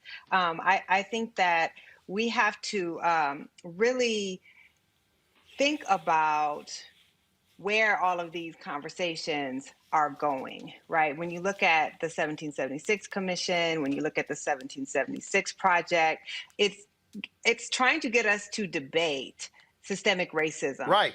Systemic racism is not up for debate. Right. The proof We ain't is debating there, that. right? The data, the sociological research, like we know that it exists. So to me, I'm not going to debate the existence of something that we already have proof of. And that's what they want us to do. That's why, as you said earlier, focusing on whether this person is racist or not, I'm completely disinterested in whether individuals are racist or not. I am interested in whether they're passing policy that has a racist impact or a racial impact. And so we can't allow other people to define the parameters of a conversation, particularly when it comes to things like systemic racism, which have already been proven. It's simple as that. Nicole Hand-Jones, we appreciate it. Thanks a lot. Thank you. All right, folks, back to our Roland Martin Unfiltered video in just one moment. It's time to be smart. When we control our institutions, we win. This is the most important news show on television of any racial background. Y'all put $2, $3, $4, $5, $10, $15, $20, $30 on this and keep this going. What you've done, Roland, since this crisis came out in full bloom. Anybody watching this, tell your friends. Go back and look at the last 2 weeks, especially of Roland Martin Unfiltered. I mean, hell, go back and look at the last 2 days. You've had sitting United States senators today, Klobuchar and Harris. Whatever you have you can bring to Roland Martin Unfiltered to support it, please do, because this information may literally save your life. Watch Roland Martin Unfiltered daily at 6 p.m. Eastern on YouTube, Facebook, or Periscope, or go to RolandMartinUnfiltered.com. Support the Roland Martin Unfiltered Daily Digital Show by going to RolandMartinUnfiltered.com. Our goal is to get 20,000 of our fans contributing $50 each for the whole year. You can make this possible. RolandMartinUnfiltered.com. You want to support Roland Martin Unfiltered? Be sure to join our Bring the Funk fan club. Every dollar that you give to us supports our daily digital show. There's only one daily digital show out here that keeps it black and keep it real as Roland Martin Unfiltered. Support the Roland Martin Unfiltered Daily Digital Show by going to RolandMartinUnfiltered.com. You can make this possible. Nicole Hannah-Jones is rejecting the University of North Carolina's controversial tenure offer in exchange for another opportunity. Of course, she is a journalist with the New York Times, created the 1619 Project, which won the Pulitzer Prize. She's actually going to become a member of Howard University's where they're going to create a program there, Center for Journalism and Democracy, along with her as well as Ta-Nehisi Coates. Now, she went on CBS this morning to make the decision. But she also is going to serve as the school's first night chair in race and journalism. When she, of course, folks have been all across social media been talking about, especially black journalists, and how big of a decision this is. Last week, of course, the University of North Carolina Board of Trustees voted 9-4 to grant her tenure after initially the decision was made not to bring that to the board to actually approve. Now, she issued a statement with regards to this decision. She published this, and I'm going to pull it up in a second. Folks, if y'all have the statement, go ahead and pull it up, please, so I can read from it. Internet's moving a little slow, and so here it is. Just give me 1 second, folks. Give me 1 second. This is a PDF statement And though she said, quote, "I have loved the University of North Carolina at Chapel Hill since I was a child, watching Tar Heels basketball on television. 2 decades ago, in 2001, I learned that not only had I been accepted into the master's program at the journalism school at UNC, but I had received a full tuition Park Fellowship. I cried from joy. I could not believe how lucky I was to get the chance to learn journalism at a place I had so long revered. For the next 2 years, I practically lived in Carroll Hall, spending more time there than anywhere else, even my apartment. I passed hours and hours in that building, studying, working at the Park Library, soaking in the skills of journalism, as well as its ethics and mandates from the many generous instructors sitting in the offices of professors such as Chuck Stone and Harry Amana, who enthralled me with their stories and guided my steps. I met one of my best friends in the master's program, and she became my daughter's godmother. And so it went on and on and on. She talked about getting awards, what she created, the kind of things that she did. Then she also said this here. She talked about what went through and when she was granted tenure and the problems that took place and all of the impact. And one of the things that she said in this statement, even at noting the people who have lobbied for her, and again, it's a very long statement, and she said, "These last few weeks have been very dark. To be treated so shabbily by my alma mater, by a university that has given me so much and which I only sought to give back to, has been deeply painful." Then she laid out some other stuff in here, but then she said, "I cannot imagine working at and advancing a school named for a man who lobbied against me, who used his wealth to influence the hires and ideology of the journalism school, who ignored my 20 years of journalism experience, all of my credentials, all of my work, because he believed that a project that centered Black Americans equaled the denigration of white Americans. Nor can I work at an institution whose leadership permitted this conduct and has done nothing to disavow it. How could I believe I'd be able to exert academic freedom with the school's largest donor so willing to disparage me publicly and attempt to pull the strings behind the scenes? Why would I want to teach at a university whose top leadership chose to remain silent, to refuse transparency, to fail to publicly advocate that I be treated like every other night chair before me? Or for a university overseen by a board that would so callously put politics over what is best for the university that we all love? These times demand courage, and those who have held the most power in this situation have exhibited the least of it." And the statement goes on and on and on here. The thing here, Ben, again, if you go read the statement, it's a very, very long statement that she actually released here.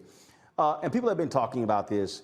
And so Howard University stepped in. I would love, we're going to try to get President Wayne Frederick on. I would love to hear how this all came about, how it was, how they created this particular center.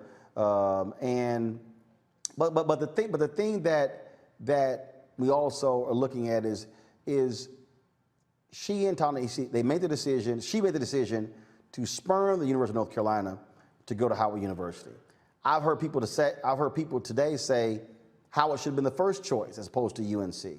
I've heard others say that there were a lot of people who protested about her getting tenure. Some people turned down jobs, some resigned.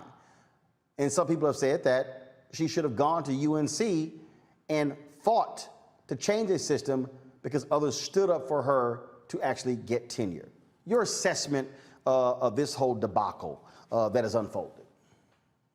Sister Nicole Hannah-Jones, she's absolutely doing what what is in the best interest for her, and I applaud it. I think we are better for it. I am excited to see that team go over to Howard University, and it really is a bold statement to let a lot of these institutions know that we're doing you a favor by lending you our Blackness.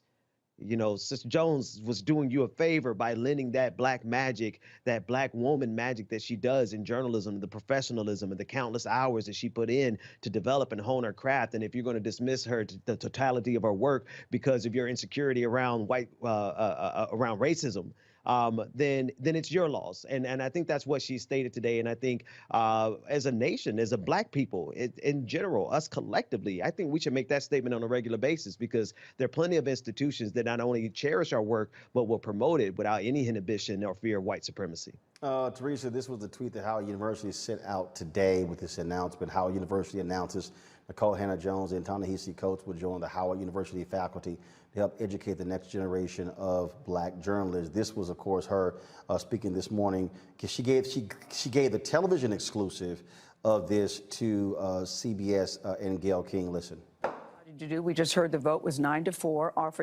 offering you the tenure. What have you decided? Well, I've decided to decline the offer of tenure. I will not be teaching on the faculty of the University of North Carolina at Chapel Hill. It's a very difficult decision, not a decision I wanted to make. And instead, I'm going to be the inaugural night chair in race and journalism at Howard University. So many things to unpack there. First, let's start with you declining the offer. The vote was 9-4, clearly in your favor. There are some people that could say, you said you wouldn't take the job without being offered tenure. They offered you the tenure, and you're still saying, thanks, but no. Absolutely. Because? Well, because look what it took to get tenure. So this was a position that since the 1980s came with tenure. The night chairs are designed for professional journalists who have been working in the field to come into academia. And every other chair before me, who also happened to be white, received that position with tenure. It had never been denied. No one had ever been denied tenure before. Exactly. And I went through the tenure process, and I received the unanimous approval of the faculty to be granted tenure. And so to be denied it and to only have that vote occur on the last possible day, at the last possible moment, after threat of legal action, after weeks of protest, after it became a national scandal, it's just not something that I want anymore. So that was what she had to say to CBS this morning. Teresa. Yeah, I think Nicole, like many, did what was in the best interest of her. I mean, we don't know the back end of the amount of stress, the amount of calls, the amount of anxiety, and honestly, even if you read her pieces, it's I just want to teach and educate, and so I'm kind of with her. But again, if I'm thinking about the advocacy side, I'm pushing Nicole to stay there and at UNC and create additional change for a system that obviously needs an uplift. But I am also excited that she's over there at Howard University, and I do believe Howard is going to get exactly what they're looking for. So they wanted someone that is high energy, high standards in journalism, ethical, professional. That's what they're going to get with Nicole and Tahisi. So congrats to them. Mustafa. What did Dr. King say? In the end, we will not remember the words of our enemies, but the silence of our friends. For the University of North Carolina to remain silent for so long says a lot, and it also prepares you for if you do decide to stay, that you may not have all the support once the cameras and the media attention goes away. So, I mean, everybody knows I've went into some tough situations and organizations that folks said, might not be the most receptive, but I totally get where she is. And I'll just say also, I appreciated the way that she, played this out today, like a top round draft pick. Making sure that folks understood that she understood her value and that she was going to leverage it to make sure that she got the best possible set of circumstances as she moves forward and helping to prepare the next generation. So congratulations to her. Something also, what you're seeing happen here, and we're seeing this actually in sports, where we saw, of course, Deion Sanders make a decision to become the head football coach at Jackson State. Of course, Eddie George was announced as the new head coach at Tennessee State. This happened over the weekend. Former NBA star Reggie Theus announced as the new head basketball coach and men's athletic director at Bethune-Cookman. And so, are you okay, Ben? Yeah, no, that's my school, man. I saw you. I wasn't on screen. You weren't. So were you? I take it this is news to you. You weren't aware of this? I wasn't aware, but hell, Wildcats, Bethune-Cookman University. That's my school, man. So what we're seeing, is one of the things that we're seeing HBCUs go after big names like this. One of the reasons, Ben, is because in the wake of George Floyd's death, there's been a significant influx of cash going to HBCUs. Mackenzie Scott, the ex-wife of Jeff Bezos, has given millions of dollars, has greatly increased the funds, the endowments of a number of HBCUs, and so we're actually seeing this, and I dare say, and for folk, don't, some people may take it the wrong way, but this is also what happens when you stop chasing white validation. when you recognize that people talking about, oh, go to a place where you value. I'll be honest with you. I've always understood that I was valued in black media more than I was in white media.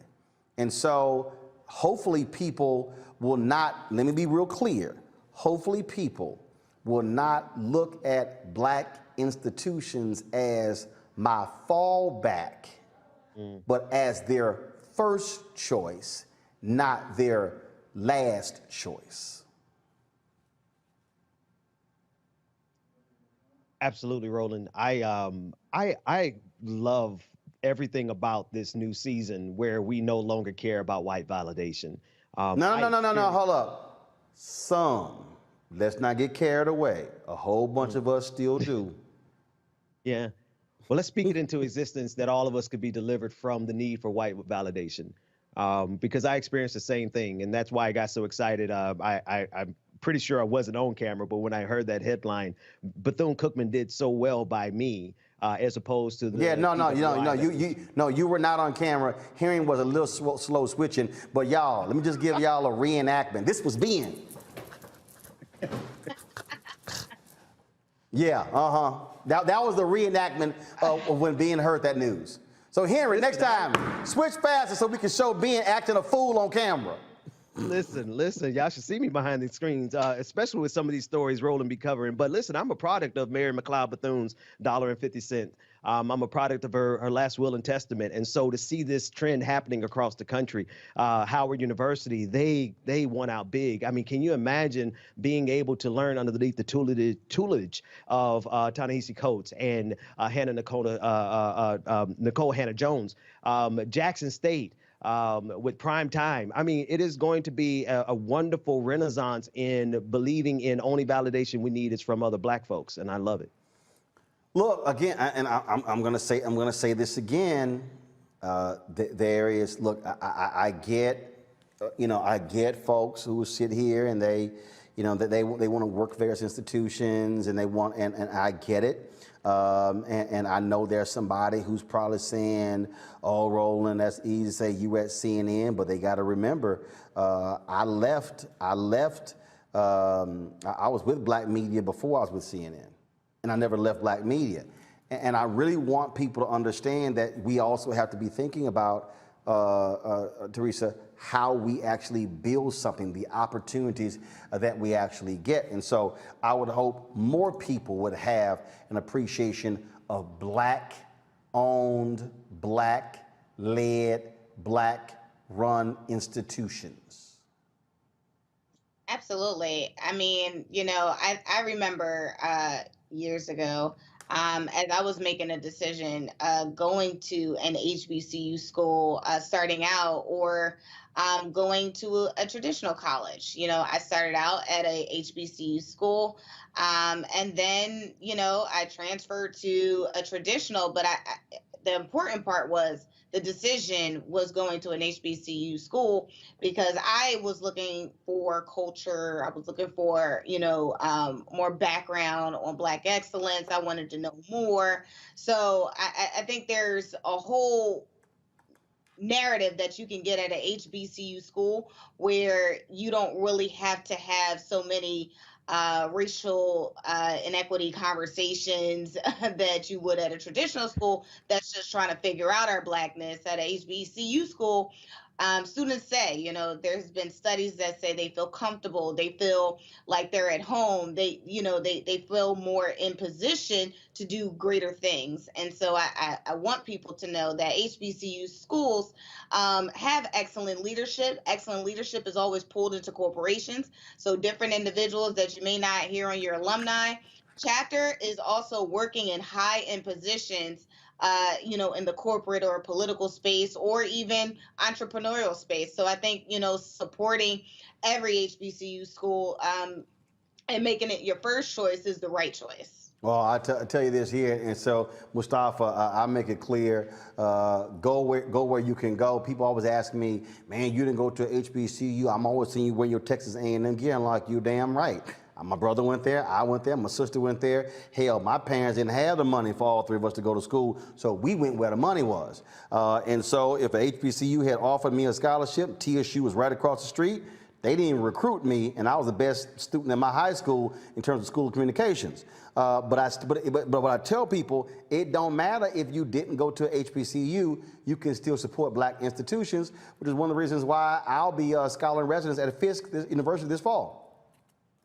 Well, congratulations on that. I mean, you raise one of the most important points is that for the first time in a very, very long time, we're actually seeing an influx in dollars towards some of our HBCUs. I can give a list of others who haven't yet benefited from the sets of dollars that are out there, and to some of our black organizations. So we have to continue to push folks to make sure that the right investments are happening, and then we have to also make sure that we are supporting the organizations that we see value in. So you actually are making a decision when you do not support black organizations. You are saying that you don't see that much value in them. So we have the opportunity to actually change that. And I'll say that's another reason to make sure that you are supporting the Bring the Funk fan club, to make sure that this particular show continues to have the dollars that it needs, so that even when we're at home, we can have the nice backgrounds like you got in the studio right now, Roland. You got that right, and so that's what we're trying to do. Folks, back to that Roland Martin Unfiltered video in just one moment.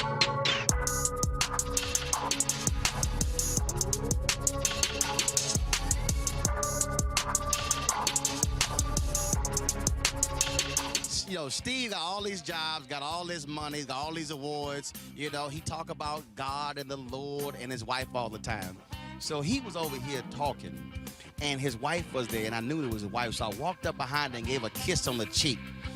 The projects in Steve came out in about 10 seconds, because he was like, I'm hearing some kissing over here. Who the hell is kissing my wife? Well, Roland, you leaned into and you was doing here just to aggravate me, and I heard it out my ear, and I went, okay, man, I don't know who this brother is, but Essence is about to be different.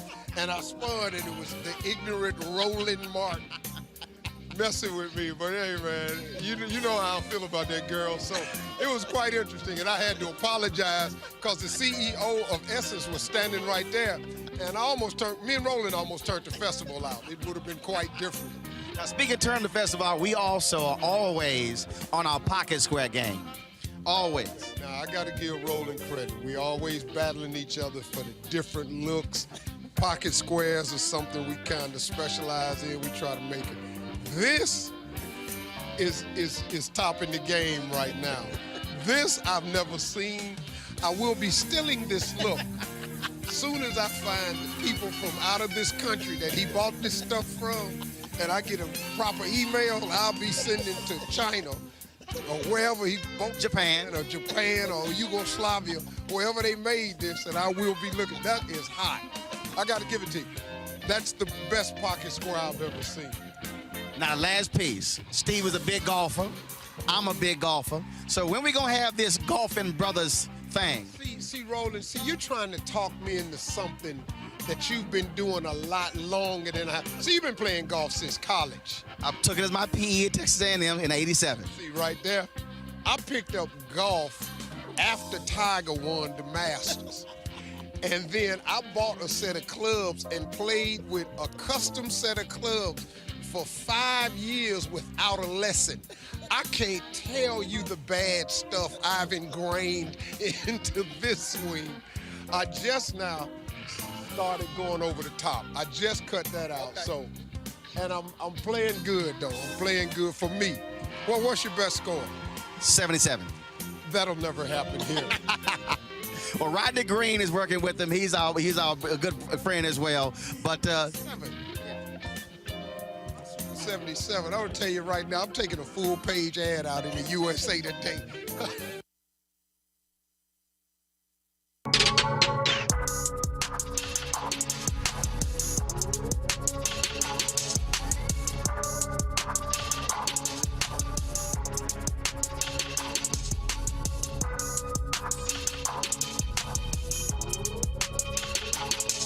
So don't forget, if you want to watch the 2021 Essence Festival of Culture Live Loud virtual experience, go to essencestudios.com or essence.com.